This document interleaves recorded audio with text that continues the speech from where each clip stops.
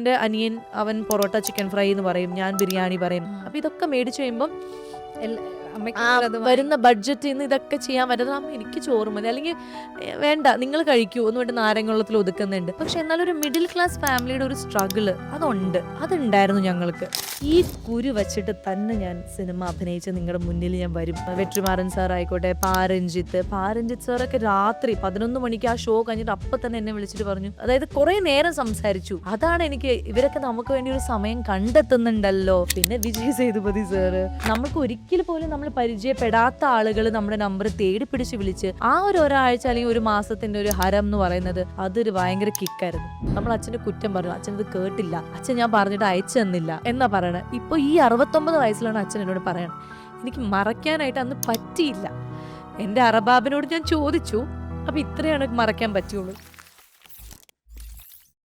ഞാൻ വിചാരിക്കാതെ ഈ പറഞ്ഞ പോലെ നമ്മൾ ബാക്കി എല്ലാ ഡോസും അടച്ചാലും നമ്മളിൽ ഗിവ് അപ്പ് ചെയ്യാതിരിക്കുക എന്നുള്ളത്, അതിനുള്ള സ്ട്രെങ്ത് ഉണ്ടാവുക എന്നുള്ളത് അത് വലിയ കാര്യം. കാരണം ഇമ്പോർട്ടന്റ് ഇപ്പൊ പറഞ്ഞ പോലെ നമുക്ക് ചുറ്റുമുള്ള ആൾക്കാര് മതിയാക്കിക്കൂടെ, നിർത്തിക്കൂടെ, ഇതൊക്കെ ചോദിക്കും അവര്. അപ്പൊ ഞാൻ തമാശക്കാണെങ്കിലും, പക്ഷെ തമാശയല്ല, അത് ഒരു കണക്കിന് ഞാൻ അപ്പെടുത്ത തീരുമാനം ബോധപൂർവം അല്ലെങ്കിലും അത് വളരെ നല്ല തീരുമാനമാണോ, കുട്ടികൾക്ക് ഇൻസ്പിറേഷൻ അതൊന്നും അല്ല. പക്ഷെ എനിക്ക് ശരിക്കും പറഞ്ഞാൽ എനിക്ക് വേറെ ഒരു ജോലിയും ചെയ്ത് ജീവിക്കാൻ എനിക്ക് ഇഷ്ടമല്ലാത്തതുകൊണ്ടാണ് ഞാൻ എൻ്റെ പഠിത്തം വരെ മുന്നോട്ട് കൊണ്ടുപോകാതിരുന്നത്. പഠിക്കുന്നത് നല്ല കാര്യമാണ്, ജോലിക്ക് പോകേണ്ടി വന്ന ആളുകളല്ല, എൻ്റെ അച്ഛനും അമ്മയും തന്നെ പറയും, ഇത്രയും ഒരു ഡിഗ്രി കയ്യിലുണ്ടായിട്ട് എന്തിനാണ് എന്ന് അവർ ചോദിക്കും. അപ്പൊ എനിക്കൊരു ഡിഗ്രി വേണ്ട, ഞാൻ ഇതാണ്, എനിക്കിതല്ലാതെ വേറെ ഒരു ജോലി ചെയ്യാൻ എനിക്ക് കഴിവില്ല, എനിക്ക് അക്കാഡമിക്കലി അതിനുള്ള ഇതില്ല. അപ്പോൾ ഞാൻ അന്ന് പഠിക്കാൻ പുറകോട്ടാണെങ്കിലും പക്ഷെ ഇപ്പോൾ ഞാൻ ഇത് ബാക്കിയുള്ള കുട്ടികൾ പഠിക്കരുതെന്നല്ല കേട്ടോ ഞാൻ പറയണത്. ഞാനത് അന്ന് ഞാൻ വിചാരിച്ചു, ഓക്കെ ഇത് മതി, ഞാൻ വേറെ എന്തെങ്കിലും ജോലിക്ക് പഠിക്കാൻ, ഞാനൊരു എഞ്ചിനീയറിങ്ങിനായത് ടീച്ചറോ എന്ത് ജോലിയാണെങ്കിലും ഒരു PSC ടെസ്റ്റ് ചെയ്താൽ പോലും എൻ്റെ വീട്ടുകാർ പറയും, ഇത് പറ്റില്ല നിനക്ക്, സിനിമയല്ല, നമ്മൾ ജോലി പോവും എന്ന് പറയും. പക്ഷെ ഇവിടെ ടീച്ചേഴ്സിന്റെ ഒരു ഫാമിലിയാണ്. അപ്പൊ ഇവിടെ അവർക്ക് എൻ്റെ അമ്മയ്ക്കൊന്നും പറയാനൊന്നും വോയിസ് ഇല്ല. കാരണം എനിക്കിതല്ലാതെ ഞാൻ 9ാം ക്ലാസ് മുതൽ ഇതിന് നിൽക്കുന്നുണ്ട്. ഞാൻ എൻ്റെ +1 +2 ഒക്കെ കറസ്പോണ്ടൻസ് ആണല്ലോ ചെയ്തത്. പിന്നെ ഞാൻ ഡാൻസിൻ്റെ ഡിപ്ലോമ കോഴ്സാണ് ചെയ്തത്. അതല്ലാതെ ഞാൻ പഠിത്തത്തിൽ ഒരു കോൺസെൻട്രേഷൻ വെച്ചിട്ടില്ല. അപ്പോൾ അവർക്ക് ഓക്കെ നീ ഈ ജോലി ചെയ്യുന്ന പറയാനും പറ്റില്ല, നീ ഏത് ജോലി ചെയ്യും പറയാൻ പറ്റില്ല. അപ്പോൾ അങ്ങനെയാണ് എൻ്റെ അമ്മയും എൻ്റെ കൂടെ നിന്നത്. അങ്ങനെയാണ് ഞാനും എൻ്റെ മനസ്സിൽ, എനിക്ക് വേറെ ഒന്നും ചെയ്യാനില്ല ഈ ലോകത്ത്. എനിക്ക് ജീവിക്കണമെങ്കിൽ, എനിക്ക് സ്വന്തമായിട്ട് എന്തെങ്കിലും ഇത് ചെയ്യണമെങ്കിൽ, ഒരു ഐഡൻറ്റിറ്റി വേണമെങ്കിൽ ഞാൻ ഇത് തന്നെ എനിക്ക് ചെയ്യാൻ പറ്റുള്ളൂ. അപ്പം ഞാൻ ഇതിൽ തന്നെ നിൽക്കും. നിങ്ങൾ അത് പറഞ്ഞാലും നിങ്ങൾ ഇത് പറഞ്ഞാലും, ബ്രിക്ക് ബേക്കറി തോറ്റാലും വാദ്യാരി കിട്ടിയില്ലെങ്കിലും, അല്ലെങ്കിൽ അയാളും ഞാനും എല്ലാം ആണെങ്കിലും ഒക്കെ ആണെങ്കിലും ഇതിൽ നിന്നാലേ കാര്യമുള്ളൂ എന്നുള്ള ഒരു ഇതിലാണ്. അപ്പം ആ ഒരു ശക്തി എനിക്ക് വന്നത് ഞാൻ ഇങ്ങനൊരു തീരുമാനം കൂടി എടുത്തത് കൊണ്ടും കൂടിയാണ്. അല്ലാതെ ചിലപ്പോൾ വിചാരിച്ചേക്കാം, എന്തിനാ ഞാനിങ്ങനെ കഷ്ടപ്പെടുന്നത്, എൻ്റെ കയ്യിലൊരു ഡിഗ്രി ഉണ്ടല്ലോ, എനിക്കൊരു ഓഫീസിൽ പോയിട്ട് ജോലി ചെയ്തൂടെ, മേ ബി അതും ഞാൻ ചിന്തിക്കാം. അപ്പം അതൊക്കെ ഓപ്ഷൻ ഞാൻ അപ്പോഴേ തന്നെ ക്ലോസ് ചെയ്തു. പക്ഷെ അത് എന്താ പറയാ, നമ്മളൊന്നും വേണം വെച്ചിട്ട് അങ്ങനെ ചെയ്തതല്ല. പക്ഷെ ചില സമയത്ത് അത് അങ്ങനെ നല്ലതായി എന്ന് ഞാനിങ്ങനെ വിശ്വസിക്കുന്നു എന്നുള്ളത് ശരിയാണ്. ഇപ്പോഴും ഞാൻ ഫേസ് ചെയ്യുന്നുണ്ട്. ഞാനൊരു നല്ല ഒരുപാട് ഇപ്പം നെറ്റ്ഫ്ലിക്സിൻ്റെ ഒക്കെ സീരീസ് ഒക്കെ ചെയ്യുന്ന സമയത്ത് ഒരു ഇൻ്റർവ്യൂവിലൊക്കെ പോയിട്ട് ഇരുന്നിട്ട് എനിക്ക് ഇംഗ്ലീഷിൽ സംസാരിക്കാനുള്ള ബുദ്ധിമുട്ടൊക്കെ ഉണ്ട്. പക്ഷെ അപ്പോഴും ഞാൻ അവിടെ ആ ഒരു കോൺഫിഡൻസ് എനിക്കുണ്ട്. കാരണം ഞാനൊരു ഇന്നൊരു സിനിമയെ റെപ്രസെന്റ് ചെയ്ത് ഒരു പെർഫോമൻസ് കഴിഞ്ഞിട്ട് ആ സിനിമ ഇത് അങ്ങനെയാണ്. അപ്പം എനിക്ക് അറിയാവുന്ന ഭാഷയിൽ ഞാൻ കമ്മ്യൂണിക്കേറ്റ് ചെയ്യാം. ഭാഷ ഒരു ആർട്ടിസ്റ്റിന് ഒരു പ്രശ്നമല്ല, ഏതെങ്കിലും ഒരു ഭാഷയിൽ കമ്മ്യൂണിക്കേറ്റ് ചെയ്താൽ മതി. അപ്പം ഞാൻ വേഗം വിജയ് സേതുപതിയും കങ്കണെ പക്ഷെ ഇപ്പൊ പഠിച്ചു, എന്നാൽ അവരെയൊക്കെ ആലോചിക്കും. അവരൊക്കെ കങ്കണയൊക്കെ പണ്ട് ഹിന്ദി മാത്രമേ പറയുള്ളൂ, ഇപ്പോഴാണ് പിന്നെ ഇംഗ്ലീഷൊക്കെ ആയത്. അങ്ങനെയൊക്കെ പറയാം. അപ്പൊ ഞാനും പതുക്കെ പഠിക്കുമായിരിക്കും. പക്ഷെ എനിക്ക് അങ്ങനത്തെ ആ പ്രശ്നങ്ങളൊക്കെ ഇപ്പൊ ഇല്ല. നേരത്തെ എനിക്ക് എല്ലാം പ്രശ്നമായിരുന്നു. പ്രശ്നമായിട്ട് തോന്നും, അയ്യോ സംസാരിക്കാൻ അറിയില്ല, ഡ്രസ്സിങ് സെൻസ് ഇല്ല, അതില്ല, മറ്റതില്ല, കുരുവാണ്, മറ്റതാണ്, മറിച്ചതാണ്, മുടിയില്ല, എല്ലാം പ്രശ്നം, നഖമില്ല, എല്ലാം ഒരു ഹീറോയിന് വേണ്ട ഒന്നുമില്ല, മൂക്കില്ല എന്നൊക്കെ പറഞ്ഞിട്ട് അതൊക്കെ അന്ന് ഞാൻ പറഞ്ഞില്ല, ഒരു ആർട്ടിസ്റ്റ് എന്നോട് പറഞ്ഞു എന്നൊക്കെ. അപ്പൊ ഇതൊക്കെ എനിക്ക് പ്രശ്നമാണ്. അതായത് ഒരു സീനിയർ ആർട്ടിസ്റ്റ് സൂൺ ആഫ്റ്റർ ഒരു ഡെബ്യൂ ഫിലിം കഴിഞ്ഞിട്ട് പറഞ്ഞു, നിങ്ങൾ അങ്ങനെ ഹീറോയിൻ ഫേസ് അല്ല, മെറ്റീരിയൽ അല്ല, ലൈക്കബിലിറ്റി ഇല്ല, അതൊക്കെ പറഞ്ഞു. അവിടെയൊക്കെ നമ്മൾ തകരുമെങ്കിലും അപ്പൊ എന്താ പറയുക, അന്ന് ഞാനിങ്ങനെ പറഞ്ഞു, ഈ കുരു വച്ചിട്ട് തന്നെ ഞാൻ സിനിമ അഭിനയിച്ച് നിങ്ങളുടെ മുന്നിൽ ഞാൻ വരും. അവരുടെ മുന്നിൽ ഞാൻ പോയില്ലെങ്കിൽ അവർ ഉറപ്പായിട്ടും കണ്ടിട്ടുണ്ടാവും. ഈ ലബ്ബർ പന്ത് കണ്ടിട്ടുണ്ടാവും. അപ്പോൾ ഞാൻ പറയും, ഈ കുരു വെച്ചിട്ട് തന്നെ ഞാൻ അഭിനയിക്കണം. അപ്പം ദൈവമേ എൻ്റെ ഈ കുരു മാറ്റരുതേ എന്ന് ഞാൻ അന്ന് പ്രാർത്ഥിച്ചു. ഇടയ്ക്ക് ഞാൻ എൻ്റെ സ്കിൻ ഡോക്ടറിൻ്റെ അടുത്ത് പോയിട്ട് ഈ പൈസ 40,000 50,000 കൊടുക്കുമ്പോൾ ഇതെന്താ മാറാതെന്ന് ചോദിക്കുവാണ്. ഓ, ഇതിന് ഞാൻ അന്ന് വേണ്ടിയാണ് പ്രാർത്ഥിച്ചത് പ്രാർത്ഥിച്ചത്. ദൈവം ഭയങ്കരമായിട്ട് കേൾക്കുന്നുണ്ടല്ലേ. ഇത്രയ്ക്ക് കേൾക്കേണ്ട ആവശ്യമില്ല. അത് ഇത്രയ്ക്ക് എൻ്റെ പൈസ. പക്ഷെ ഇന്നേ വരെ എൻ്റെ ജീവിതത്തിൽ ഇപ്പം ഈ 15 വർഷമായിരുന്നു നമ്മൾ കാണുമ്പോൾ എനിക്ക് പിമ്പിൾസ് ഉണ്ട്. അതിന്റെ കാഠിന്യം ചിലപ്പോൾ കുറഞ്ഞിട്ടുണ്ടാവും. തുറ ഇരുന്നത് ഇപ്പം ഇച്ചിരി ഉണ്ടാവുള്ളൂ. പക്ഷെ ഈ പിമ്പിൾ വെച്ചിട്ട് തന്നെയാണ്, ഞാൻ ഈ ഈ സിനിമ നഖമില്ലായ്മ വെച്ചിട്ടും ഈ ഡ്രൈ സ്കിൻ വെച്ചിട്ടുമാണ് ഞാൻ ഇതൊക്കെ ചെയ്തത്. പക്ഷേ ഞാൻ ഇതൊക്കെ ചെയ്തു എന്ന് പറയുന്നത് എനിക്കൊരു വലിയ എന്താ പറയുക, ഈവൻ ചതുരം പോലും എനിക്ക് ചെയ്യാനായിട്ട് ഭയങ്കര മടി എൻ്റെ ഉള്ളിൽ വന്നത് എപ്പോഴാണെന്ന് വെച്ചാൽ എനിക്ക് ആ ഒരു എനിക്ക് നല്ല Dress ഇങ്ങനെ ടോൺഡ് ആയിട്ടുള്ള ഇടണമല്ലോ. ആംസ് അല്ല, ഭയങ്കര ഫെയർ അല്ല ഞാൻ, എനിക്ക് ഭയങ്കര ഡ്രൈ സ്കിന്നാണ്, പിമ്പിളാണ്, എന്താ പറയുക നഖമില്ല. അതിന് വേണ്ടി അന്ന് ആ സിനിമയ്ക്ക് വേണ്ടിയാണ് ഞാൻ ആദ്യമായിട്ട് ഈ ആർട്ടിഫിഷ്യൽ നെയിൽ വയ്ക്കുന്നത്, കണ്ടുപിടിച്ചിട്ട് ട്രിവാൻഡ്രത്ത് പോയിട്ട് ഒരു സ്ഥലത്ത് പോയി കണ്ടുപിടിച്ച് വയ്ക്കുന്നത്. കാരണം അതിൽ കുറേ ഷോട്ടുകൾ ഇങ്ങനെ ചെസ് കളിക്കുമ്പോൾ കൈയാണ് ചോക്ലേറ്റ് കഴിക്കണം, പിന്നെ അങ്ങനത്തെ ഒരു ലസ്റ്റിന്റെ ഒരു ഫാക്ടർ ഉള്ള ഒരു സിനിമ ആയതുകൊണ്ട് ആ ക്യാരക്ടറും അങ്ങനെ ആവണമല്ലോ. അപ്പോൾ അതിനൊക്കെ വേണ്ടിയാണ് ഇതൊക്കെ ചെയ്തത്. അപ്പോൾ ഇതിനൊക്കെ ഇപ്പൊ ഓപ്ഷൻ ഉണ്ട്, നിങ്ങൾക്ക് നഖമില്ലേ വെച്ചോളൂ അങ്ങനെ. പിന്നെ ഞാൻ നോക്കുമ്പോഴാണ് പണ്ടത്തെ നമ്മൾ സിമ്രൻ ജ്യോതിക അവർക്കൊന്നും നെയിൽസ് ഒക്കെ ഭയങ്കര കുറവാണ്. നെയിൽസ് മാത്രം കേട്ടോ, ബാക്കിയൊക്കെ നല്ലതാണ്. ബ്യൂട്ടിഫുൾ. ഈ ചതുരമൊക്കെ ചെയ്യുമ്പോൾ എനിക്ക് അതൊക്കെ ഉണ്ടായിരുന്നു. പക്ഷെ വൺസ് ഞാൻ ആ ക്യാരക്ടറായിട്ട് മാറാമെന്ന് തീരുമാനിച്ച സമയത്ത് ഞാൻ വെച്ചു, പക്ഷെ എനിക്ക് അഭിനയിക്കാൻ പറ്റുമല്ലോ, ഇതൊന്നും എനിക്കില്ലെങ്കിലും എനിക്ക് നല്ല ഉറപ്പാണ് എനിക്കിത് അഭിനയിക്കാൻ പറ്റും എന്നുള്ളത്. ബാക്കിയൊന്നും എനിക്ക് ഉണ്ടാവില്ലായിരിക്കും, പക്ഷെ നിങ്ങൾ തരുന്ന ഈ ക്യാരക്ടർ എനിക്ക് അഭിനയിക്കാൻ പറ്റും. അതായിരുന്നു ഞാൻ പിന്നെ ചെയ്യാം എന്ന് വിചാരിച്ചു. അതാണ് സ്ട്രെങ്ത്. അപ്പൊ എനിക്കും അത് പ്രൂവ് ചെയ്യണമായിരുന്നു, എനിക്ക് അഭിനയിക്കാൻ പറ്റുമല്ലോ എന്ന് എനിക്ക് നോക്കണമല്ലോ. അപ്പം അങ്ങനെയാണ് അതൊക്കെ ചെയ്തത്. അപ്പം അതാ, എന്തൊക്കെ സംഭവങ്ങൾ നമ്മൾ സംഭവിച്ചാലും ഈ ഒരു ഡോറ് അല്ലെങ്കിൽ ഈ ഒരു നമുക്ക് അഭിനയിക്കാൻ പറ്റും അതായത് എന്നുള്ളൊരു സാധനം. ജീവിതത്തിനോട് ഇങ്ങനെ വാശി പിടിച്ച് സക്സസ് വാങ്ങിച്ച പോലെ അല്ലേ? അതെ, അതെ, അങ്ങനെ അതെ, തോന്നുന്നു. അതെ. ഇല്ല, എന്നെ സക്സസ്ഫുൾ ആക്കിയിട്ട് ഇവിടുന്ന് നിങ്ങൾ മൂവ് ചെയ്താൽ മതി, ഞാൻ സക്സസ് ആയിട്ടേ ഇവിടുന്ന് പോണുള്ളൂ. അതെ അതെ അത് അതെ, നമ്മളല്ലാതെ ആരോടും വാശി കാണിച്ചിട്ടൊന്നുമില്ല. നമ്മളോട് അതെ, നമ്മളോട് ഒരു വാശി അതൊക്കെ. പിന്നെ ചില നല്ല ഹെൽത്തി കോമ്പറ്റീഷൻസ് ഉണ്ടാവുന്നത് നല്ലതാണെന്ന് എനിക്ക് തോന്നിയിട്ടുണ്ട്. ഇപ്പം നമ്മുടെ സുഹൃത്ത് അങ്ങോട്ടും കാര്യം എനിക്ക് ഇങ്ങോട്ടാണെങ്കിലും ഫീൽ ചെയ്യുന്നത് എന്താണെന്ന് അറിയോ സ്വാസ്, നമ്മളെങ്ങനെയാണോ അങ്ങനെ തന്നെയാണ് എല്ലാ മനുഷ്യരും. ആണ് ആണ് ആണ് ഇപ്പൊ നമ്മൾ മോസ്റ്റ് സക്സസ്ഫുൾ എന്ന് പറഞ്ഞു നിൽക്കുന്ന പല ആൾക്കാരും ചിലപ്പോൾ ഇത്രയും ഇൻസെക്യൂരിറ്റീസ് കൂടെ തന്നെ വന്നതായിരിക്കും. അതെ അതെ. എന്നാണ് ഞാൻ പിന്നെ അതാ, ചിലവർക്ക് ഒരു പെട്ടെന്ന് ഒരു മേ ബി ഒരു വെള്ളിയാഴ്ച കൊണ്ട് അവരുടെ ജീവിതം മാറും. പക്ഷെ ഇൻസെക്യൂരിറ്റീസ് ഉണ്ടായിരിക്കും അത് കഴിഞ്ഞിട്ടും. ചിലവർക്ക് അത് ഒരു വർഷമായിരിക്കും, ചിലവർക്ക് 15 വർഷമായിരിക്കും, ചിലവർക്ക് ഇപ്പൊ ജോജു ഏട്ടനൊക്കെ പറയുന്നത് എത്രയോ വർഷങ്ങൾക്ക് ശേഷമാണ് ജോജു ഏട്ടൻ്റെ ഒക്കെ ഒരു ജേർണി നോക്കുകയാണെങ്കിൽ. അപ്പം അതൊക്കെ ഉണ്ടാവുമെങ്കിലും എനിക്ക് തോന്നുന്നു നമ്മൾ സക്സസ് ആവാൻ ആഗ്രഹിക്കുന്ന എല്ലാവരും കുറച്ചൊക്കെ ഇങ്ങനത്തെ എല്ലാ ബുദ്ധിമുട്ടുകളിലൂടെ കടന്നു പോയാലായിരിക്കും ചിലപ്പോൾ അതിലേക്ക് എത്തുള്ളൂ. വളരെ സിമ്പിളായിട്ട് ആരും എത്തിപ്പെട്ടതായിട്ട് എൻ്റെ അറിവിലില്ല. ഇപ്പൊ ഈ ഒരു ഇപ്പൊ പറഞ്ഞതിലൊരു സെൻസ് ഓഫ് അച്ചീവ്മെന്റ് ഉണ്ടല്ലോ, എന്നോട് ഇങ്ങനെ പറഞ്ഞിട്ടും ഞാൻ ഇവിടെ എത്തി എന്ന് പറയുന്നത്, അങ്ങനെ ഭയങ്കരമായിട്ട് ഞാൻ സൂപ്പറാണല്ലോ എന്ന് തോന്നിയ ഒരു ദിവസം അടുത്ത് എപ്പോഴെങ്കിലും ഓർമ്മയുണ്ടോ? ഇത് കൊള്ളാലോ പരിപാടി, അങ്ങനെ സൂപ്പർ ആണെന്ന് ഞാൻ അങ്ങനെ വിചാരിക്കുന്നത് പെട്ടെന്ന് ഇപ്പൊ റീസെന്റ് നടന്ന എല്ലാ വിഷയങ്ങളിലും വെച്ച് നോക്കുമ്പോൾ എനിക്ക് എന്തായാലും ഒരു സെൻസ് ഓഫ് അച്ചീവ്മെന്റ് ഉണ്ട്. അതെ, ലബ്ബർ പന്തിന്റെ ആ റിലീസിന് ശേഷം ഫസ്റ്റ് പ്രസ് ഷോ ആണ് വെക്കുന്നത്. നോർമൽ റിലീസിന് മുമ്പ് പ്രസ് ഷോ വെക്കുമ്പോൾ തന്നെ പ്രസ്സിന്ന് ആളുകൾ ഇങ്ങോട്ട് പുറത്തേക്ക് ഇങ്ങനെ ഡോറ് തുറന്ന് വരുമ്പോൾ അവരെന്നെ കാണുന്നു, സംസാരിക്കുന്നു. അപ്പോൾ ആ പ്രസ്സിലുള്ള ഒരു 50% ആളുകളും എൻ്റെ ആദ്യത്തെ സിനിമയിലെ എന്നെ ഇൻ്റർവ്യൂ ചെയ്ത ആൾക്കാരാണ്, ഞാൻ വൈകി ചെയ്യുമ്പോൾ. അപ്പോൾ അവർ, അമ്മ നീങ്കളാ, അയ്യോ പരവായില്ലമ്മ നീങ്ക ഇവളോ വരയ്ക്കും വന്നിട്ടേ എന്ന് അവർ പറയുമ്പോഴാണ് അതൊരു, അപ്പോൾ അവർക്കും എന്നെ ഓർമ്മ കിട്ടി. അപ്പം ഞാൻ ആ മുഖങ്ങളെ കാണുമ്പോൾ നമ്മൾ ആദ്യമായിട്ട് അവിടെ ചെല്ലുന്നത് അപ്പോഴാണ്. അതേ ആൾക്കാർ തന്നെ ഇന്ന് നമ്മളെ, അന്ന് അവർ നോർമലി ഒരു പുതിയ കുട്ടി വരുന്ന പോലെ സ്വീകരിച്ചു. ഇപ്പോൾ അവർ വേറെ രീതിയിലാണ്, അവരുടെ ഭാവം, അവരുടെ നമ്മളുള്ള പേഴ്സ്പെക്റ്റീവ് ഒക്കെ വേറെയാണ്. അപ്പോൾ അതൊക്കെ ആ സമയത്ത് എനിക്കൊരു നല്ലൊരു, അതുപോലെ ഞങ്ങളുടെ ലബ്ബർ പന്തിന്റെ കിട്ടിയിട്ടുണ്ടാവും അല്ലേ, ഫ്രം ലൈക്ക് മീൻസ് ആളുകളുടെ കണ്ടിട്ടുണ്ട് ഒരുപാട് പേര്. ഇൻഡസ്ട്രിന്ന് ഇൻഡസ്ട്രിന്ന് ഒരു ലിസ്റ്റ് ഓഫ് ആളുകൾ, ഇപ്പം വെട്രിമാറൻ സാർ ആയിക്കോട്ടെ, പാരഞ്ജിത്ത് സാറൊക്കെ രാത്രി 11 മണിക്ക് ആ ഷോ കഴിഞ്ഞിട്ട് അപ്പം തന്നെ എന്നെ വിളിച്ചിട്ട് പറഞ്ഞു, അതായത് കുറേ നേരം സംസാരിച്ചു. അതാണ് എനിക്ക് ഇവരൊക്കെ നമുക്ക് വേണ്ടി ഒരു സമയം കണ്ടെത്തുന്നുണ്ടല്ലോ. സുധാ മാം ഒരാളെ വിളിക്കുക, ഒരു മെസ്സേജ് പോലും അല്ല, ഒരാളെ വിളിച്ച് ഒരു 10-15 മിനിറ്റ് സംസാരിക്കുക. സുധാ മാം, അതുപോലെ തന്നെ മാരി ശെൽവരാജ് സാറ്, പിന്നെ വിജയ് സേതുപതി സാറ്, അങ്ങനെ കുറേ പേര്, കുറേ ആൾക്കാരിങ്ങനെ വിളിക്കുകയും സംസാരിക്കുകയൊക്കെ ചെയ്ത്, ശിവകാർത്തികേയൻ.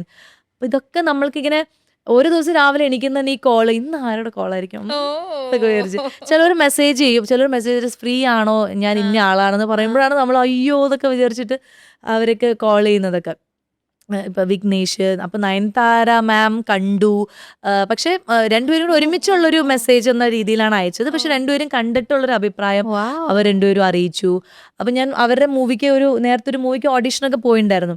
അതുപോലെ ബാല സാറ്, നമ്മുടെ പഴയ ഡയറക്ടർ ബാല സാറ്, ശങ്കർ സാറ്. അപ്പൊ അതൊക്കെ നമുക്ക് ഇത് മണി സാറ്. അപ്പൊ ഇതൊക്കെയാണ് അയ്യോ എന്നുള്ള രീതിയിൽ ഒരാഴ്ച എനിക്ക് എന്താ പറയേണ്ടതെന്ന് അറിയില്ല. ഒരാഴ്ചയില്ല, മാസം. രാവിലെ ഉറക്കമില്ല, ഞാൻ ഇങ്ങനെ ഓരോ ഫോൺ ഇങ്ങനെ നോക്കും, ആരും മെസ്സേജും ടിങ് സൗണ്ട് എന്റെ ആണോ അത് പ്രേമിന്റെ ആണോ എന്നൊക്കെ നോക്കിയിട്ട് ആ മെസ്സേജ്, ആ കോളുകള്, അതിങ്ങനെ മണിക്കൂറോളം സംസാരിക്കുക, ഫുഡ് കഴിക്കാൻ ഒന്നും തോന്നില്ല. ഇതിങ്ങനെ അതെ, ആ ഒരു എനർജി, ഇതിങ്ങനെ ഓരോരോ അഭിനന്ദനങ്ങൾ കേൾക്കുക എന്നുള്ളത്, ആ ഒരു എനർജി എന്ന് പറയുന്നത് നമ്മള് ഒരു കോടിയല്ല, ഒരു എത്രയോ ലക്ഷം രൂപ നിങ്ങൾ എനിക്ക് കൊണ്ട് തന്നാലും, അല്ലെങ്കിൽ ഒരു വലിയൊരു മണിമാളിക കൊണ്ട് ഇരുത്തിയാലും കിട്ടുന്നതിന്റെ ഒരു എനർജിയാണ്. ഡ്യൂ കിട്ടിയ പോലെ തോന്നില്ലേ, കുറെ കാലം തരാണ്ട്. അതാണ് ഒരുമിച്ച്, അതും വേറൊരു ഇൻഡസ്ട്രിന്ന്. അതാണ് എനിക്ക് ഭയങ്കര സർപ്രൈസിംഗ് ആയിട്ട് തോന്നിയത്. നമ്മുടെ ആൾക്കാർ നമ്മളെ പല പ്രാവശ്യമായിട്ട് വിളിക്കുന്നു, പല സിനിമകൾ കണ്ട് സന്തോഷം എല്ലാം ഉണ്ട്. പക്ഷെ ഇത് നമ്മൾക്ക് ഒരിക്കൽ പോലും നമ്മൾ പരിചയപ്പെടാത്ത ആളുകൾ നമ്മുടെ നമ്പർ തേടി പിടിച്ച് വിളിച്ച് ആ ഒരാഴ്ച അല്ലെങ്കിൽ ഒരു മാസത്തിന്റെ ഒരു ഹരം എന്ന് പറയുന്നത്, അതൊരു ഭയങ്കര കിക്കായിരുന്നു. അപ്പൊ അതിങ്ങനെ എൻജോയ് ചെയ്ത് വരികയാണ്. ഇപ്പോഴും അതിന്റെ തീർന്നിട്ടില്ല. ഓരോ സ്ഥലത്ത് പോകുമ്പോഴൊക്കെ ഇപ്പോഴും ആ ഒരു എൻജോയ്മെന്റ്, സക്സസ് ഒക്കെ. അപ്പോൾ എന്താ നമ്മൾ ചോദിച്ചത്, എന്താ ഒരു സെൻസ് ഓഫ് അച്ചീവ്മെന്റ്? ഈ ലബ്ബർ പന്തിന് സക്സസ് മീറ്റ് നടത്തിയത് എന്റെ ആദ്യത്തെ സിനിമയുടെ ഓഡിയോ ലോഞ്ച് നടന്ന അതേ ഗ്രീൻ പാർക്ക് ഹോട്ടലിലായിരുന്നു. അപ്പൊ അന്ന് ഞാനൊരു ഓറഞ്ച് കളർ ചുരിദാർ ഇട്ടിട്ട് ഇങ്ങനെ നടന്നു പോവാണ് വൈകി, അതായത് 2011. അപ്പൊ ഇങ്ങനെ ക്യാമറ ഫ്ലാഷ് അടിക്കുന്നു, അങ്ങനെ ഇങ്ങനെ. അപ്പൊ അവരെല്ലാവരും പുതിയൊരു കുട്ടി നടന്നു വരുന്നു, സ്നേഹം ഒക്കെ ഉണ്ട്, അങ്ങനെ വരുന്നു, അങ്ങനെ ചെയ്തു. പക്ഷെ ഇപ്പൊ ഞാൻ അതേ ഗ്രീൻ കാർപ്പറ്റിലൂടെ നടന്ന് ആ ഹോട്ടലിൽ കടന്ന് ഇങ്ങനെ പോകുമ്പോൾ ഇതേ ഫ്ലാഷ് അടിക്കുന്നുണ്ട്, അതേ ഫോട്ടോഗ്രാഫേഴ്സ്, അതേ പ്രസ് ആൾക്കാര്. പക്ഷെ അവരിപ്പൊ എന്നെ കാണുന്ന അമ്മ, യശോദ, അങ്ങനത്തെ ഒരു ഭയങ്കര ചിയർ ചെയ്തൊക്കെ. അപ്പൊ അതൊക്കെ അതുകൊണ്ടാണ് ഞാൻ അതിന്റെ ഓഡിയോ, ആ സക്സസ് സെലിബ്രേറ്റ് ഞാൻ അറിയാണ്ട് ആ സമയത്ത് ഇങ്ങനെ കരഞ്ഞു പോയത്. സെയിം ഇതേ സ്ഥലം തന്നെയാണല്ലോ, എല്ലാം സ്ഥലമൊക്കെ ഒന്നാണെങ്കിലും അതിന്റെ ഭാവം മാറി എന്ന് നമ്മൾ പറയില്ലേ. അപ്പൊ അതൊരു അച്ചീവ് ചെയ്തൊരു സമയം തന്നെ ആയിരുന്നു. അങ്ങനെ എനിക്ക് ഒറ്റ കാര്യം അല്ലാത്തതുകൊണ്ട് പല സ്ഥലത്തും പലതും അച്ചീവ് ചെയ്തൊരു സന്തോഷമുണ്ട്. ഇപ്പം എനിക്ക് ശ്വാസന മുന്നേ തൊട്ടേ അറിയാവുന്നതുകൊണ്ട് ഇപ്പം മണി റിലേഷൻഷിപ്പ് എന്ന് പറയുന്നത് ഭയങ്കര ഈസി ആയിട്ട് എടുക്കുന്ന ഒരാൾ, അതായത് അതിനൊരു ഭയങ്കര പ്രാധാന്യം കൊടുക്കുന്നതിനെക്കാട്ടും. ആൻഡ് എനിക്ക് തോന്നുന്നു അങ്ങനെ ഒരു സ്ട്രഗ്ലിംഗ് ഫാമിലി എന്നൊന്നും അല്ല, അന്നോട്ടെ കംഫർട്ടബിൾ ആയിട്ട് പോകുന്ന, അങ്ങനെ എന്താ പറയുക, ഫിനാൻഷ്യലി ഉള്ളൊരു ബുദ്ധി. പക്ഷെ when you make money, like when you become independent and when you are ready to serve your parents, അങ്ങനെ വരുമ്പോൾ അതൊരു ഡിഫറെന്റ് എക്സ്പീരിയൻസ് അല്ലേ, നമുക്ക് നമ്മുടെ ചുറ്റുമുള്ള ആൾക്കാരെ കൂടെ സന്തോഷിപ്പിക്കാൻ പറ്റുന്ന. ഇപ്പം ഞാൻ അങ്ങനെ ഭയങ്കര ഒരു ദാരിദ്ര്യം പിടിച്ച ഫാമിലി അങ്ങനെയല്ലായിരുന്നു. അച്ഛൻ ദുബൈയിലാണ്, അച്ഛൻ ബഹ്റൈൻ, അങ്ങനെയായിരുന്നു ഒക്കെ. പക്ഷെ എന്നാലും ഒരു മിഡിൽ ക്ലാസ് ഫാമിലിയുടെ ഒരു സ്ട്രഗിള് അതുണ്ടായിരുന്നു ഞങ്ങൾക്ക്. അതിന്റെ ഇടയിൽ എൻ്റെ കലാപരമായിട്ടുള്ള കഴിവ് വന്നതുകൊണ്ട് കുറെ അവർക്ക് സ്പെൻഡ് ചെയ്യേണ്ടത്. യൂത്ത് ഫെസ്റ്റിവൽ എന്നൊക്കെ പറഞ്ഞാൽ അത് ഒരു 2 ലക്ഷമൊക്കെ ആ കാലത്ത് പൊട്ടും. ഇപ്പോഴാണ് ഓർക്കസ്ട്ര മാറ്റിയിട്ട് CD ആക്കാന്നാക്കി. ഞാനത് ചെയ്യുമ്പോൾ ഫുൾ ഓർക്കസ്ട്രയാണ്. അപ്പോൾ സബ് ജില്ലയിൽ കിട്ടിയ റവന്യൂ ഉണ്ട്, ഇതുണ്ട്, പിന്നെ സ്റ്റേറ്റ് ഉണ്ട്. അപ്പം നമ്മൾ ഇങ്ങനെ പോവാതിരിക്കാൻ, നമുക്ക് ഫസ്റ്റ് കിട്ടിയിട്ട് എനിക്ക് കാശില്ല എന്ന് പറഞ്ഞ നെക്സ്റ്റ് ലെവലിലേക്ക് കൊണ്ടുപോകാതിരിക്കാൻ എൻ്റെ അമ്മയ്ക്ക് പറ്റില്ല. അപ്പോൾ അങ്ങനെ എന്നെ വിഷമിപ്പിക്കണ്ട എന്നൊക്കെ വിചാരിച്ചിട്ട് അവർ കുറേ സ്ട്രഗിൾ ചെയ്തു. അപ്പം മേ ബി ഞങ്ങൾ മിഡിൽ ക്ലാസ് ഫാമിലിയിൽ വലിയ 3 നേരം ഭക്ഷണം കഴിക്കാനൊക്കെ ഉണ്ടെങ്കിൽ പോലും ഇങ്ങനെ യൂത്ത് ഫെസ്റ്റിവലിന് സമയമൊക്കെ ആകുമ്പോൾ കുറേ കാര്യങ്ങൾ ചേർത്ത് വെക്കേണ്ടതുണ്ട്. അപ്പം അനിയൻ പഠിക്കുന്നു, അതിനിടയ്ക്ക് അസുഖങ്ങൾ വരും, പല ഇഷ്യൂസ് വരും. അപ്പം എൻ്റെ അച്ഛൻ ഭയങ്കര ജോലിയായിട്ടല്ല അവിടെ പോയിരിക്കണേ. ആളൊരു നോർമൽ ഒരു ടെക്സ്റ്റൈലിൽ ഒരു അക്കൗണ്ടന്റ് ആണ്. അപ്പോൾ ഭയങ്കര അച്ഛന് മാസം ശമ്പളം അങ്ങനെയൊന്നുമില്ല. അപ്പം ആ ശമ്പളത്തിൽ നിന്ന് രണ്ടുപേരും Save പഠിപ്പിക്കണം. ഞങ്ങൾ രണ്ടുപേരും നല്ല ഇംഗ്ലീഷ് മീഡിയം സ്കൂളിൽ വിട്ട് നന്നായി പഠിപ്പിച്ചു. എൻ്റെ അനിയൻ എഞ്ചിനീയറിംഗ് വരെ പഠിപ്പിച്ചു. എന്നെ അത്യാവശ്യം ഞാൻ പഠിക്കുന്നിടത്തോളം കാലം എന്നെ പഠിപ്പിച്ചു. അപ്പം ഞങ്ങൾക്ക് നല്ല ഡ്രസ്സുകൾ ലീവിന് വരുമ്പോൾ എല്ലാം സമ്പാദ്യം കൂട്ടി വെച്ച് നല്ല ഡ്രസ്സുകൾ കൊണ്ടുവന്നു. എൻ്റെ അമ്മയ്ക്ക് ആഭരണം. പക്ഷെ ഇതൊക്കെ ആഭരണമൊക്കെ അമ്മ വിറ്റുന്നത് ഈ യൂത്ത് ഫെസ്റ്റിവലിന് വേണ്ടിയിട്ടാണ്. അച്ഛന് മേ ബി അച്ഛന് അന്ന് താല്പര്യം ഉണ്ടായിരുന്നില്ല. അതൊരു ഫാക്ടർ ഉണ്ട്. അച്ഛൻ അതിന് വേണ്ടി ഒരു എഫേർട്ട് എടുത്തില്ലായിരുന്നു. അപ്പം പിന്നെ അച്ഛൻ്റെ കയ്യിൽ അത്രയും പൈസ അവിടെ നിന്ന് എടുക്കാനും മറയ്ക്കാനും ഉണ്ടായിരുന്നു കാണില്ല. അത് നമ്മൾ അറിയുന്നില്ല. നമ്മൾ അച്ഛന് കുറ്റം പറഞ്ഞു. അച്ഛൻ ഇത് കേട്ടില്ല. അച്ഛൻ ഞാൻ പറഞ്ഞിട്ട് അയച്ചു തന്നില്ല എന്നാ പറയണത്. ഇപ്പോൾ ഈ 69 വയസ്സിലാണ് അച്ഛൻ എന്നോട് പറയണത്, എനിക്ക് മറയ്ക്കാനായിട്ട് അന്ന് പറ്റിയില്ല. എൻ്റെ അറബാബിനോട് ഞാൻ ചോദിച്ചു, അപ്പം ഇത്രയാണ് മറയ്ക്കാൻ പറ്റുള്ളൂ, അതുകൊണ്ടാണ് അയക്കാതിരുന്നതെന്ന്. പക്ഷെ അപ്പം അമ്മ എന്ത് ചെയ്തു, അമ്മയുടെ ജ്വല്ലറീസ് ഒക്കെ വിറ്റിട്ട് ഇതുവരെ യൂത്ത് ഫെസ്റ്റിവലിന് മുടക്കം വന്നിട്ടില്ല. എല്ലാ മത്സരത്തിനും പോവും. നല്ല പുതിയ ഡ്രസ്സ് അന്ന് അതിനൊക്കെ മാർക്കുണ്ട്. ഇപ്പം മാർക്കുണ്ടോയെന്ന് എനിക്കറിയില്ല. അന്ന് നമ്മളുടെ കോസ്റ്റ്യൂം, നമ്മുടെ ഓർണമെന്റ്സ്, മേക്കപ്പ്, ഇതിനൊക്കെ സ്പെഷ്യൽ കോളം ഉണ്ട്. അതിനൊക്കെ മാർക്കുണ്ട്. അപ്പം ഞാൻ വാടകയ്ക്ക് ഡ്രസ്സ് എടുത്ത് പോയ വർഷം എനിക്ക് കിട്ടിയില്ല. അപ്പോഴാണ് ഞാൻ മനസ്സിലാക്കുന്നത് അപ്പോൾ ഇത് അങ്ങനെ അല്ല എന്നുള്ളത്. പിന്നെ പിറ്റേ ദിവസം കാഞ്ചീപുരം സാരി എടുത്തിട്ടാണ് നമ്മൾ ഡ്രസ്സൊക്കെ തയ്ക്കണത്. ഇതിനൊക്കെ വിലയുണ്ടല്ലോ. അപ്പോൾ ഇപ്പോഴാണ് അച്ഛൻ അത് പറയണത്. പക്ഷെ അന്ന് നമ്മൾ അച്ഛനെ കേട്ടില്ല. ഓക്കെ, അപ്പം അമ്മ പറഞ്ഞു ഓക്കെ ഞാനിത് വിൽക്കുന്നു, അങ്ങനെ അമ്മയുടെ ആഭരണങ്ങളൊക്കെ ചെയ്യും, നമ്മളെല്ലാം ചെയ്യുന്നുണ്ട്. പിന്നെ നമ്മളിപ്പോൾ ഒരു ഹോട്ടലിൽ പോവുകയാണെങ്കിലും എൻ്റെ അമ്മയും അച്ഛൻ്റെ കൂടെ നമ്മൾ അധികം സ്പെൻഡ് ചെയ്തിട്ടില്ല. അമ്മയാണല്ലോ എല്ലാ സ്ഥലത്തും വരുന്നത്. അപ്പം അമ്മ ഇങ്ങനെ മെനു കാർഡ് നോക്കിയിട്ട് വേണ്ട എന്ന് പറയുന്ന സമയങ്ങൾ ഉണ്ടായിട്ടുണ്ട്. എനിക്കിത് വേണ്ട, എനിക്ക് ചോറ് മതി എന്ന് പറയുന്നത്. അപ്പം ഞാൻ അമ്മയ്ക്ക് ചോറായിരിക്കും ഇഷ്ടം എന്നാണ് നമ്മൾ വിചാരിക്കുന്നത്. പിന്നെയാണ് നമ്മൾ മനസ്സിലാക്കുന്നത് ചോറിനോടുള്ള ഇഷ്ടം കൊണ്ടല്ല. ഞങ്ങൾ പൊറോട്ടയും, എൻ്റെ അനിയൻ അവൻ പൊറോട്ട ചിക്കൻ ഫ്രൈ എന്ന് പറയും, ഞാൻ ബിരിയാണി പറയും. അപ്പം ഇതൊക്കെ മേടിച്ചു കഴിയുമ്പം വരുന്ന ബഡ്ജറ്റിൽ നിന്ന് ഇതൊക്കെ ചെയ്യാൻ പറ്റുന്നത് അമ്മ എനിക്ക് ചോറ് മതി, അല്ലെങ്കിൽ വേണ്ട നിങ്ങൾ കഴിക്കൂ എന്ന് പറഞ്ഞിട്ട് നാരങ്ങവെള്ളത്തിൽ ഒതുക്കുന്നുണ്ട്.